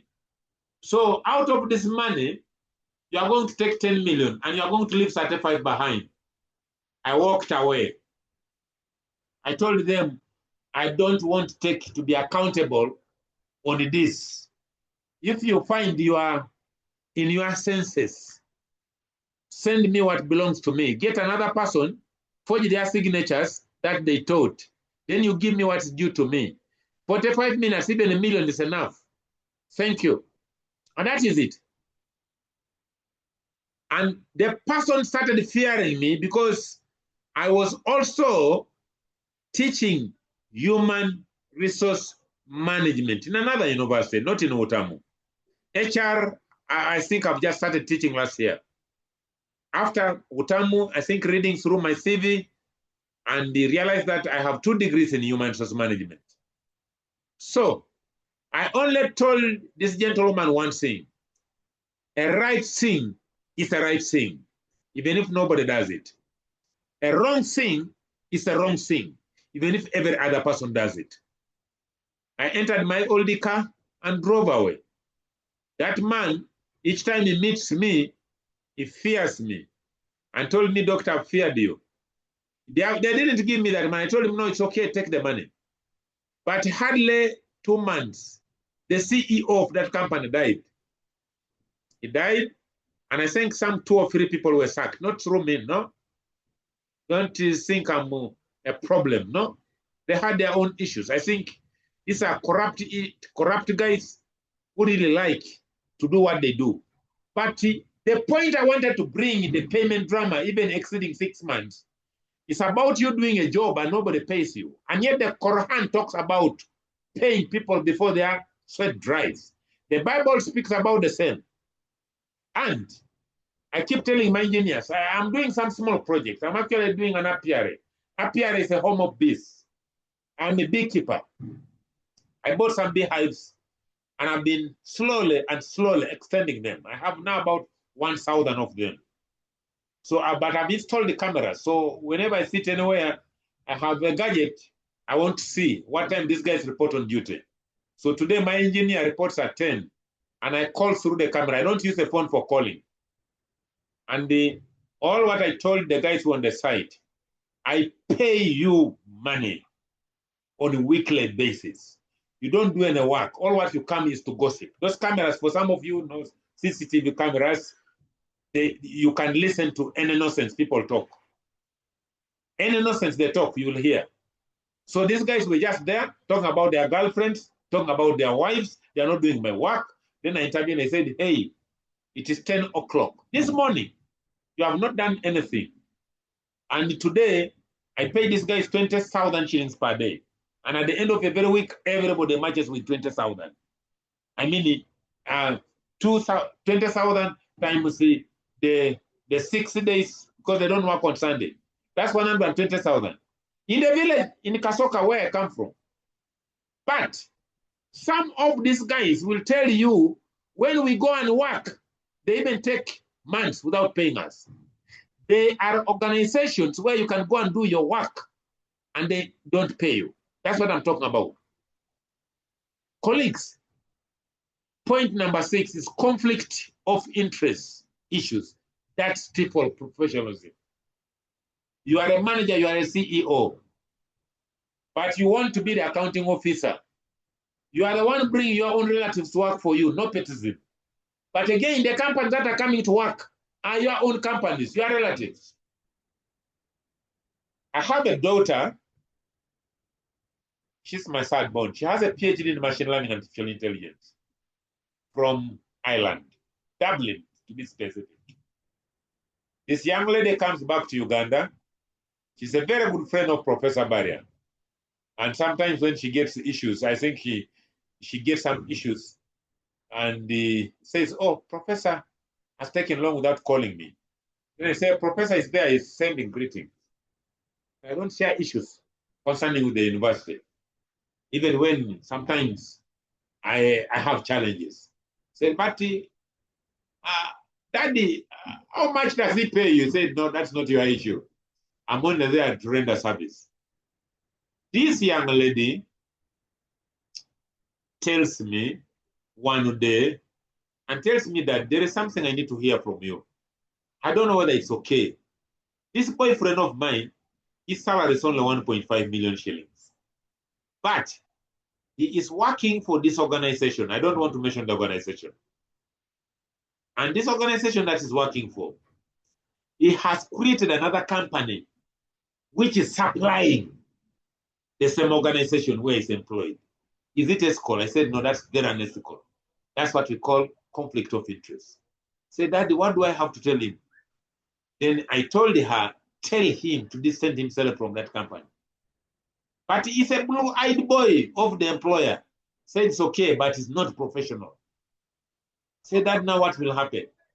I said, I know you'll open your mouth one day when that relationship goes sour. And when they had the issues, that was one of the things she mentioned. I told her, please don't go and report him to the bosses. That's how some of you will end up having issues. Just keep quiet, walk out of that relationship. Now I know. And that was it. So colleagues, consulting in the public sector is very challenging. And I must tell you this. Sometimes people have preference for foreign firms to domestic firms. I mentioned about this, even to individuals. A person will prefer a white person than a black person. A person will prefer bringing or hiring a foreign firm out of his country or her country. This is what happens. This is not acceptable. One day, actually today, I went to purchase some items. I got a quotation. We have a duty-free shop in the Uganda Police Force where we have very good prices. And they're only meant for us, people in the forces. But you have to show them exactly where you are taking the items. For instance, there were iron sheets that I was buying. And I was telling these people, then they said, but these iron sheets, whom are you going to get to row? Then I just mentioned, they said, no, I have my own engineers. I'm bringing them from Teso. But the construction is here in Uganda. Then say, but doctor, we have engineers here. Why do you bring those guys? Then I mentioned, you know, when I bring those guys from home, one thing I know that they are going to do, they are not going to find market for these iron sheets because these iron sheets are very expensive. They are not going to find market for the cement. But when I get guys from around, they are going to begin swindling my things and selling them. So I don't know whether my preference is okay, but this is from within.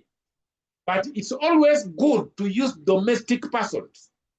When I'm doing a construction in the Teso, I don't bring people from other districts unless they have disappointed me. Why? Because I want also these people to get some soap.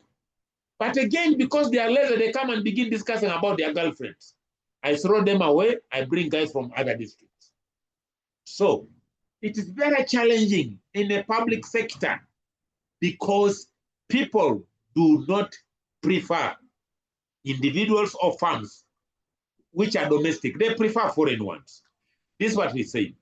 So colleagues, I think this is where we stopped. But we also discussed issues why organizations need consultants. And we said we need consultants because we are the beneficiaries of their knowledge, skills, and attitude. We want to get new ideas for improving our business performance. Meaning, if your business is not doing well, ask the consultant, where have I gone wrong? It could be customer care. I want to tell you this. I have these guys from my village. They used to be the ones supplying me with building materials. When I sat down to cost how much I'd given them, it was over 1 billion shillings. Buying materials, buy cement, buy iron bars, buy everything, including paints. But time came when these guys started abusing it.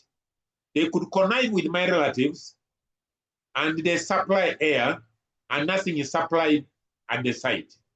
You can imagine this. Now, what I decided to do was to withdraw from that hardware. Then I went to the police and asked them, I told them, what do we have? Because the nearest hardware that, duty-free shop we have is in Bali. I come from Bukedia. Many of you are from Uganda, know Bukedia is in the eastern part of Uganda.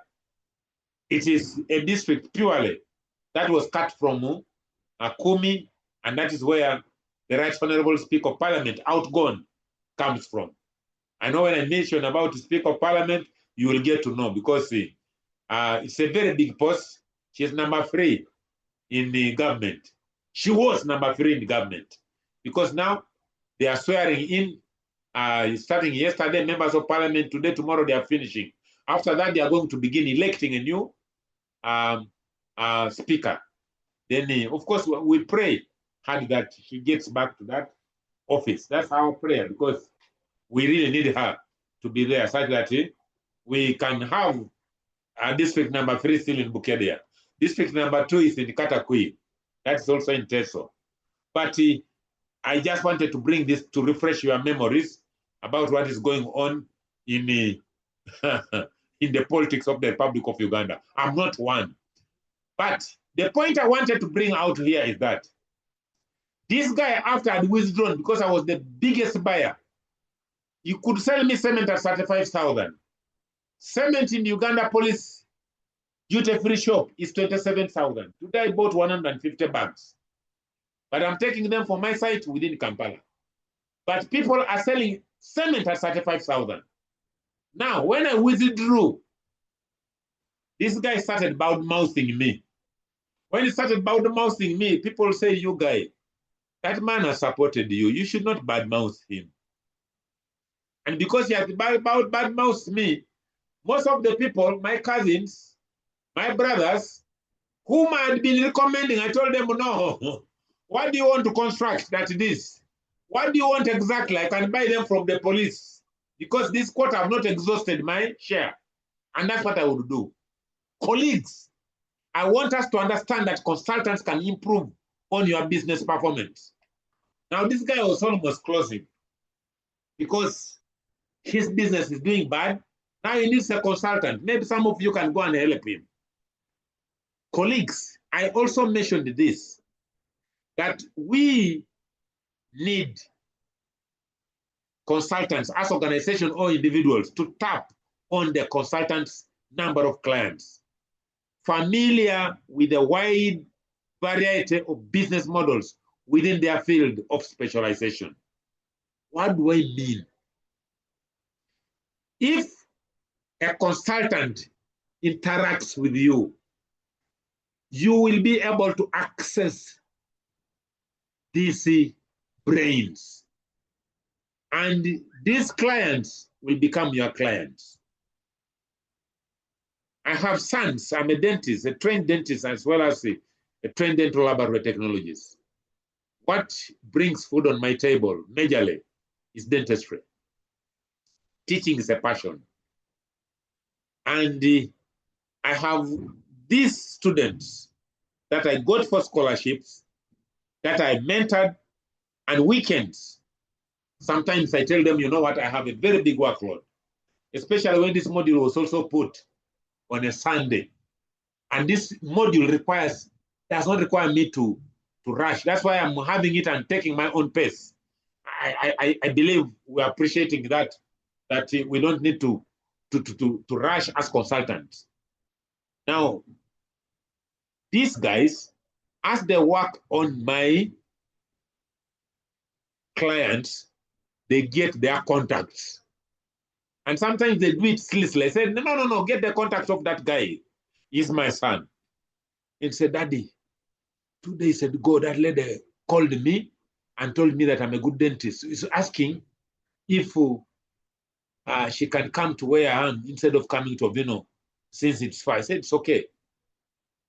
That is why I called you. I want you to begin tapping these people. See, they also have other partners, so that if you cannot handle, you come this way and you handle together. So this is what we're talking about. So colleagues, organizations hire or need consultants because we need to get fresh knowledge, we need to get fresh ideas, we need to get our skills, we need to tap from them, we need also to improve on our performance because we may not be doing well. Kabule, you can go for it. Yes, Doctor, thank you very much. I have a question. Is there a relationship between consultancy and auditing? Because recently I tagged along a group of healthy personnel, and we went for auditing in one of the private hospitals within Kampala, and I realized there's a lot in common, like with what you're talking about. I wanted to know whether there's a way they work hand in hand. Thank you. This is a very, very important question. I think, go for it. Yes, I must say there is a strong relationship between consultancy and auditing. Although they are not the same, but there's a relationship. Consultancy is mainly about what I would say advising an organization on how to improve on performance, solve problems, design systems, manage risks, strengthen governance, and even implement changes.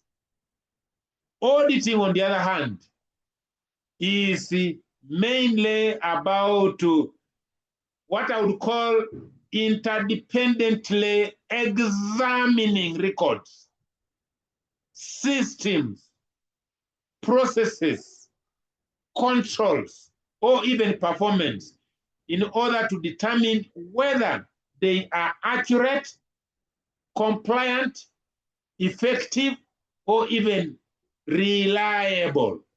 So the relationship is that auditing often identifies gaps, while consultancy helps management address those gaps. For example, an audit may find that an organization has got weak internal controls, poor procurement documentation, delayed financial reporting, or even inadequate risk management. A consultant may then be hired to help design better control systems, or even improve policies, train the staff, or even strengthen what I would call reporting processes. I just wanted to say that there is an important professional boundary between consultancy and auditing, because an auditor must remain independent and objective. If there are same auditors that give consultancy advice and later also audit the same work, there may be a conflict of interest. That's what I must tell you. So you can't be both. So that is why auditing is what I would call, it standardizes a requirement that auditors require to avoid situations where their independence may be compromised. So this is what I wanted you to understand. So I don't know whether I've been able to answer your question. I don't know.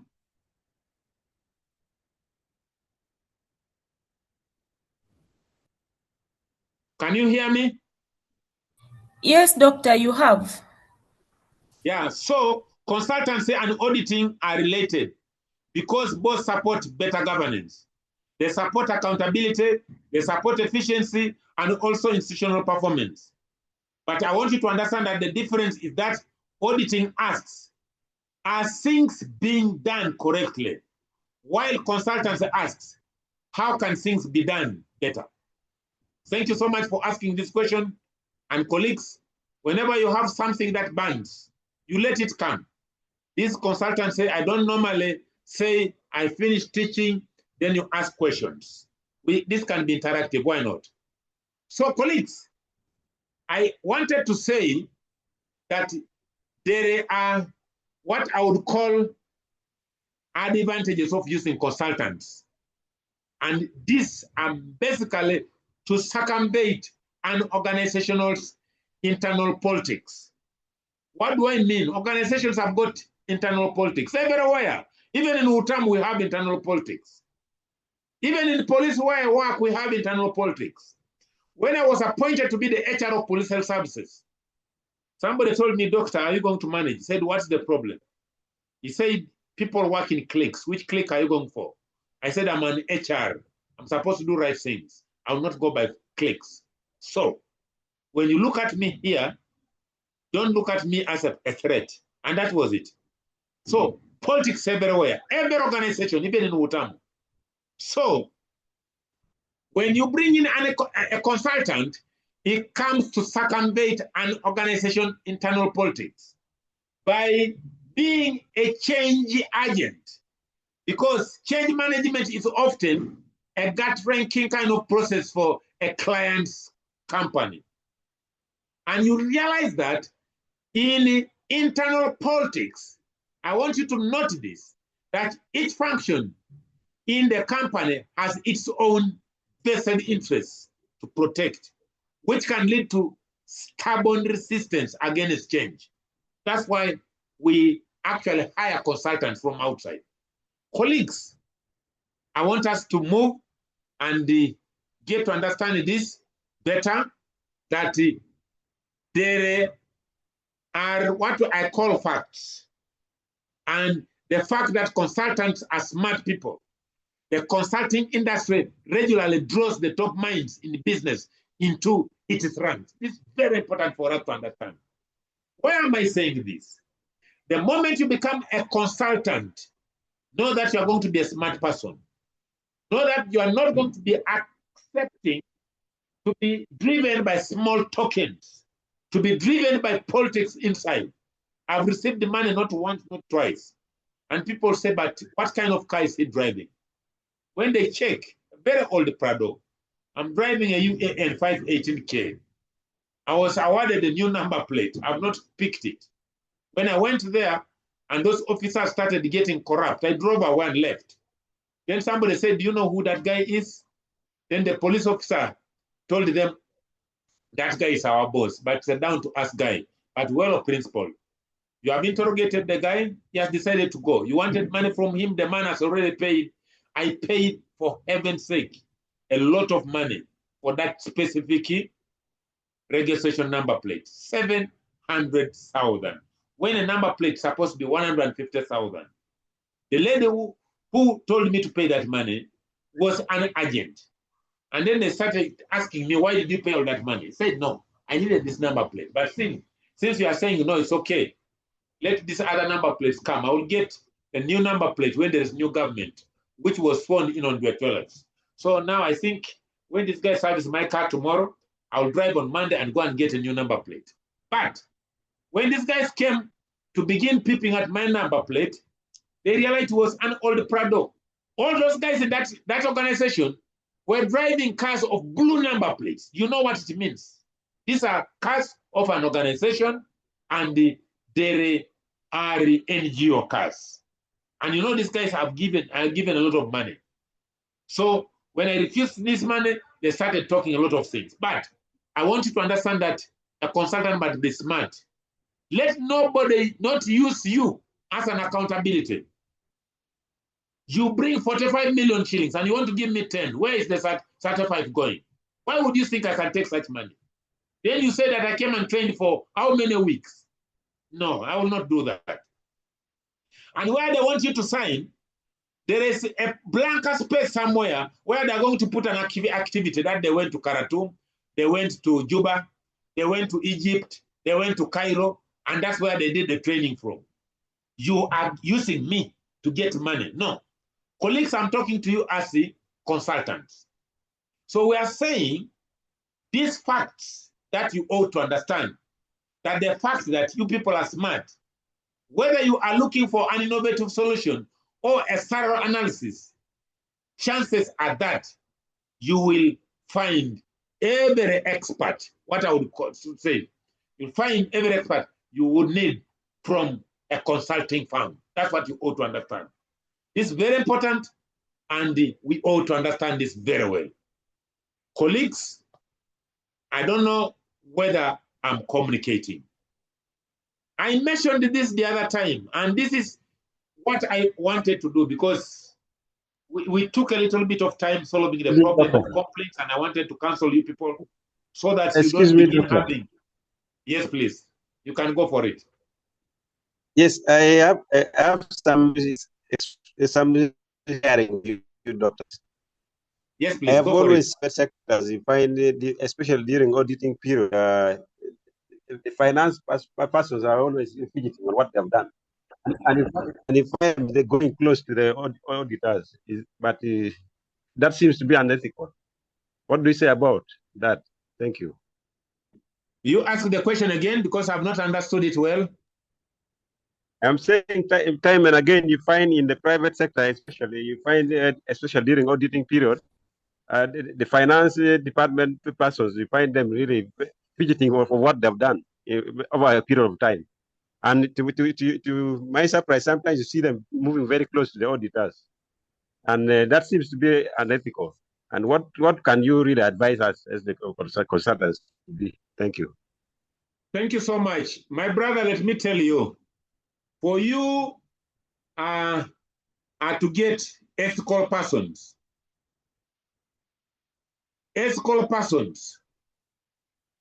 in government, even in private, it is sometimes very difficult. I will mention this. There are very, very few people who can actually be ethically right. I will mention this, and I will mention it again. I last signed a form today. I even signed when I knew there was something wrong. This form that I was signing, we had the facilitators who were coming from Ministry of Health, and they are nutritionists. And when I was signing this form, I'm supposed to make a report. I will leave it at that. But finance persons fidget for accountability. They fidget for accountability because they are accounting officers, either of their bosses or for themselves. Or sometimes they are being used. And that's why these guys build very posh houses. But some of them also can drive, what do they call them? Cars like mine. And they come from very, very poor families. And when they die, they only say we have lost a pillar, but the person is poor. Maybe answering you directly, before I can tell you some stories that I should have told you. Because I've seen we started a class with 29 people. We are now 24, minus me, you are 23, meaning people are tired.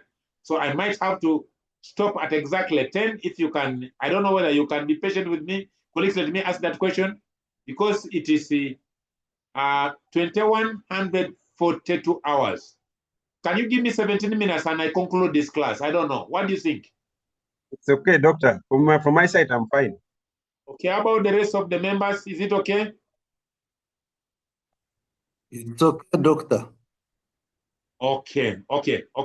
I'm summarizing this. Maybe this will be the last question. Then I can go and summarize the issues of the perspective a client, a consultant looked at. So the question that Duke was asked, was that Duke? Duke, are you the one who asked the question? Dennis. It is me, Dennis, who asked. Oh, Dennis. Dennis, yes. It can become unethical when the relationship between finance staff and auditors becomes too close and starts affecting independency, objectivity, or even professional judgment. That's what I must tell you. In auditing, for instance, cooperation is normal. The finance department must provide documents, explanations, schedules, vouchers, bank accounts, ledgers, and maybe other records. Therefore, auditors and finance staff must interact. However, what I must tell you, that interaction must remain professional, not personal, and neither should it be compromising.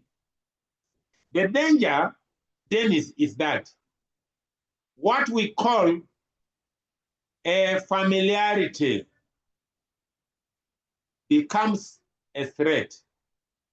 This happens when auditors become too friendly or too used to the finance team, especially after auditing the same organization for a long time. When that happens, the auditor may fail to question the errors. They will ignore weaknesses.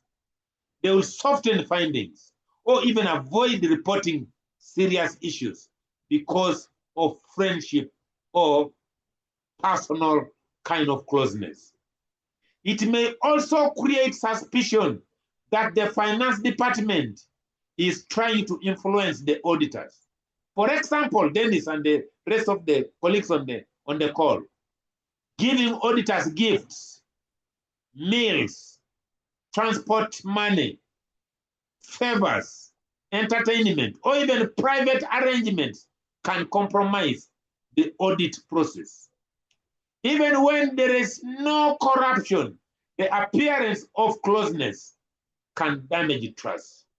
So the advice I can give to you colleagues, especially the person who asked the question, Dennis, is that finance staff should cooperate with auditors, but through official and documented channels.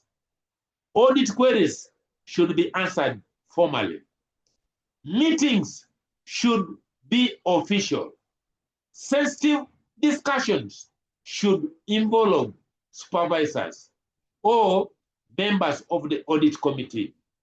Auditors should not receive personal benefits from the department they are auditing.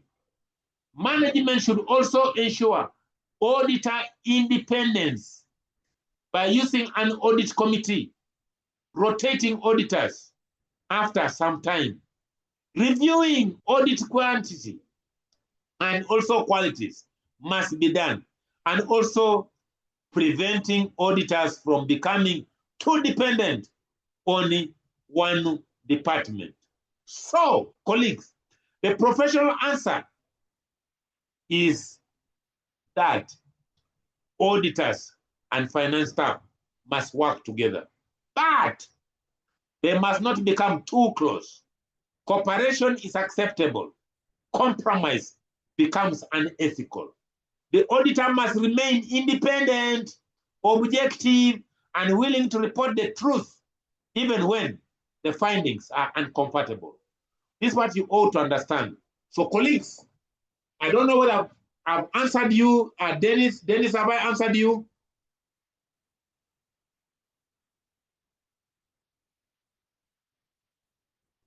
Dennis?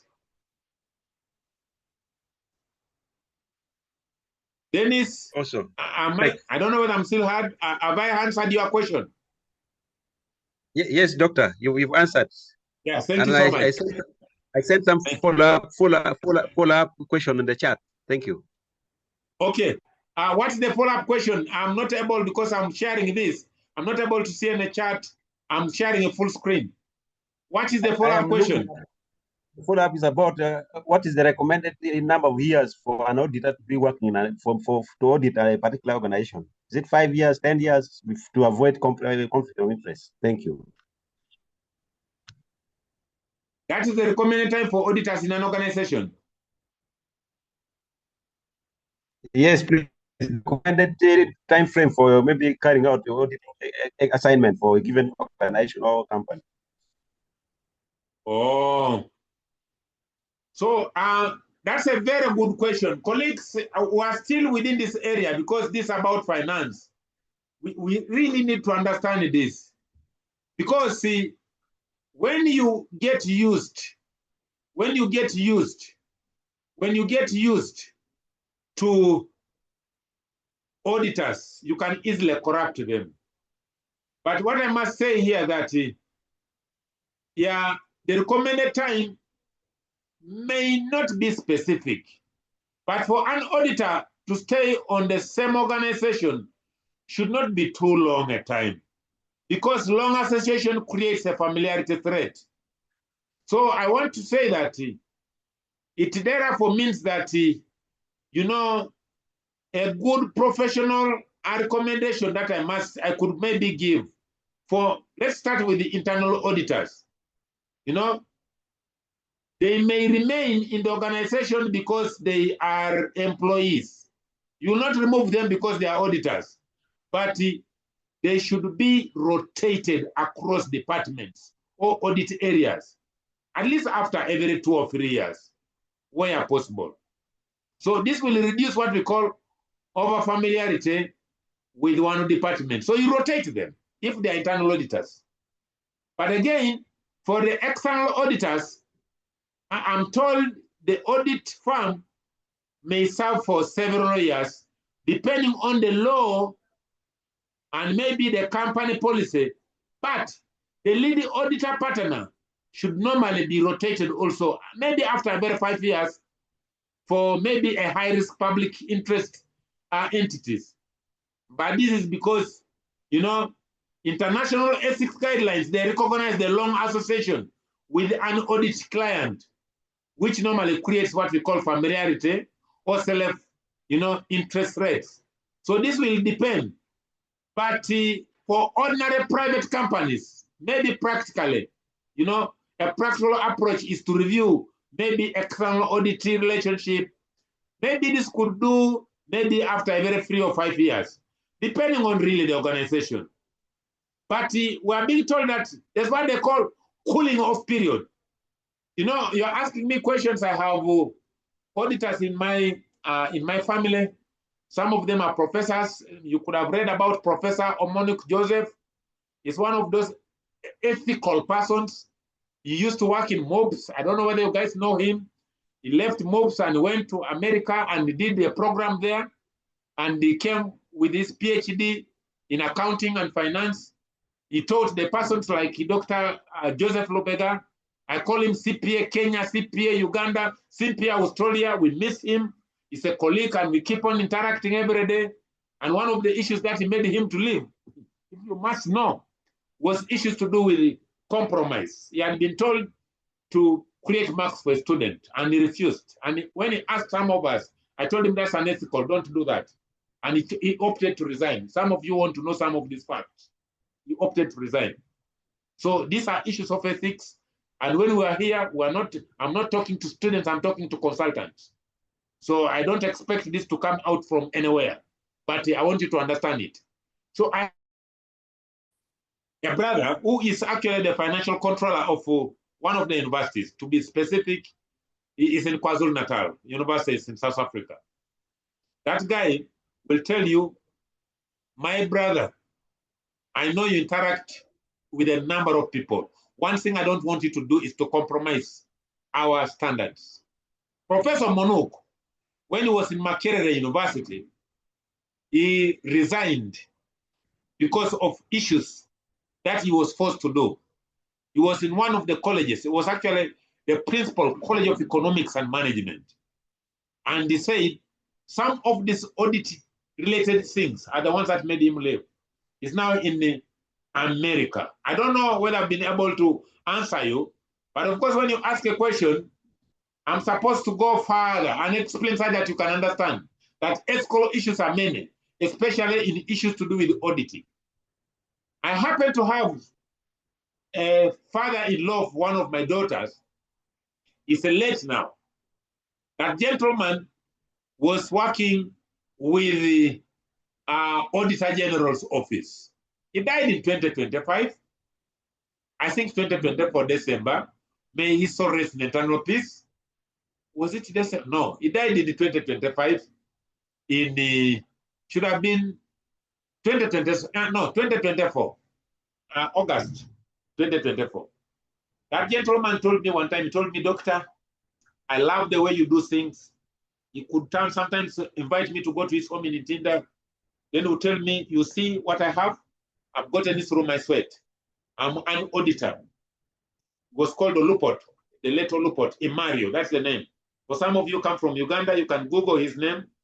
That man was working in the Auditor General's office, and he died recently.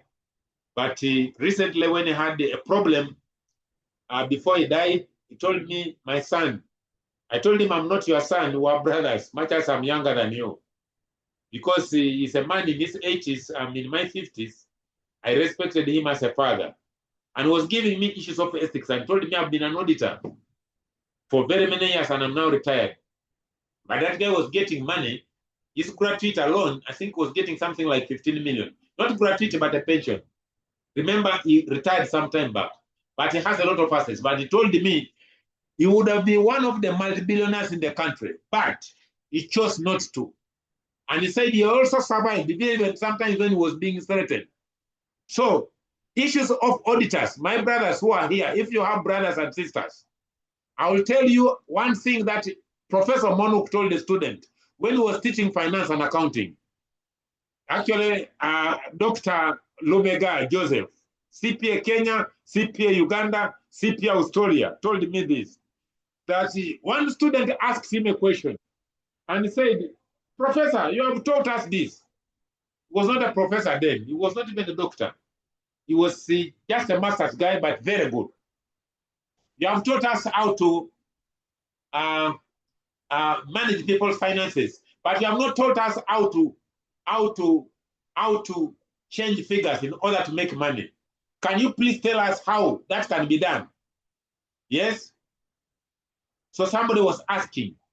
So the man said, who told you that I can teach people how also to cheat others? I'm not that kind of person. So I don't know what that student ended up doing, but the idea that's what happened. But I wanted to stop here, colleagues, by saying that a consultant can be looked from three perspectives: from a client perspective, from a regulator perspective, and from a business perspective. This is where we stopped the other time. And when you talk about from a client perspective, a consultant is an individual with vast knowledge and experience in a specific professional field. You can buy an auditor who is a professional as an auditor. You can be consulted. But you are not just giving an advice, but you can also help somebody to prepare his or her books, that kind of thing. But like we have said, the people who are called consultants may not necessarily be auditors. But you, a consultant who is having your knowledge in auditing, you can go and be a consultant in that way. But you are not an auditor who's paid for a salary for that. But you come as a consultant being paid for your service. That's what we're saying. If I'm a dentist and I treat your teeth, I'm a consultant in that area. So you are going to get knowledge from me because I'm a consultant that way. Let's look at it this way. And colleagues, I know we have again lost another person, not to death, but the person has decided to drop because the time is really gone. Regulatory affair, we have said that's normally a government's affair, where they ensure that they regulate taxes, they give prudent advice, and every sector, there is an authority. Uganda Roads Authority, Uganda Forestry Authority, Uganda Revenue Authority, and so on and so forth. You can mention many of them. My daughter, who happens to be my last born, Chukelin, you can Google that lady. She's the PRO of Capital Markets Authority. That young girl can tell you that, Daddy, when do you expect to get your money from the police when you retire? Don't go to banks because you might not get very good incentives when you want to buy treasuries, bills, bonds, and so forth. I said, how do I get the better deal? Then he will tell me, Daddy, all banks are in my hands, at my palm here. I said, what do you mean? Say, Daddy, you also forget so much. What is it? Is it the age? I'm the spokesperson for Uganda Capital Markets Authority. You know what that means? Said, I don't know. All banks are in my palm. I noticed and accepted that when that young lady called for, what would I call it? She called it personal branding. And she told me a ticket was sold at 300,000. And she was only there between 10 and midday, 2 hours. When I went there, I was shocked. The place was full. I started counting people. I wanted to go behind so that I can count the people and get to know how much money she got. And told me, Daddy, that is my dad. Sit in front. So when I sat in front, I did not have the time to count. But I managed to count the table, and each table had 6 people. So she made money. So she told me that day that, Daddy, all these guys are bankers. They're my friends. So you can actually be able to get an advice from us because we are the authority of the capital markets. So colleagues, that is the expertise I got from my lovely daughter. Now, other than this, because we need to also maybe have a rest. I've not had lunch today. I need to get a bite. Consultancy is seen also from a business perspective because a consultant must grow because they need to make money, make profits, and be sustainable. I remember stopping here the other time, and I told you about the lady who was buying who was giving me a cake, and I asked her for a discount, and the lady told me, this is the last time I'm going to deal with you. You can imagine how rude the lady was. Then I made a mistake. That was now a year ago. Now when I checked on WhatsApp, there was that message. How do you expect me to grow? How do you expect me to make profit? How do you expect me to sustain my business? From today on, that's the end of you. Now, I made a mistake. I never read the message, and I ended up going back to her. So I actually pinned that message and told her, you're a very wonderful person, but I need you to go back to school and come to my class of consultancy skills development. And that's what I told her. It was a very humble way to do that. Colleagues, we need to stop here. It's exactly at 10, and I'm seeing somebody's reminding me that there is a Zoom meeting. I don't know which Zoom this one is, but I'm also a student. I'm doing a master's degree in security studies in Cavendish University, and I'm the group leader. I think these guys want me to go and discuss for them. We have exams beginning soon. So colleagues, I think unless there are questions, we could stop here for now. Thank you so much for listening to me. God bless you. Many thanks, Dr. Thanks so much, Doctor. Thank you. Thank you so much. Thank you. God bless you. Good night, colleagues. Good night. Good night. Good night. Right. Thank you. Thank you.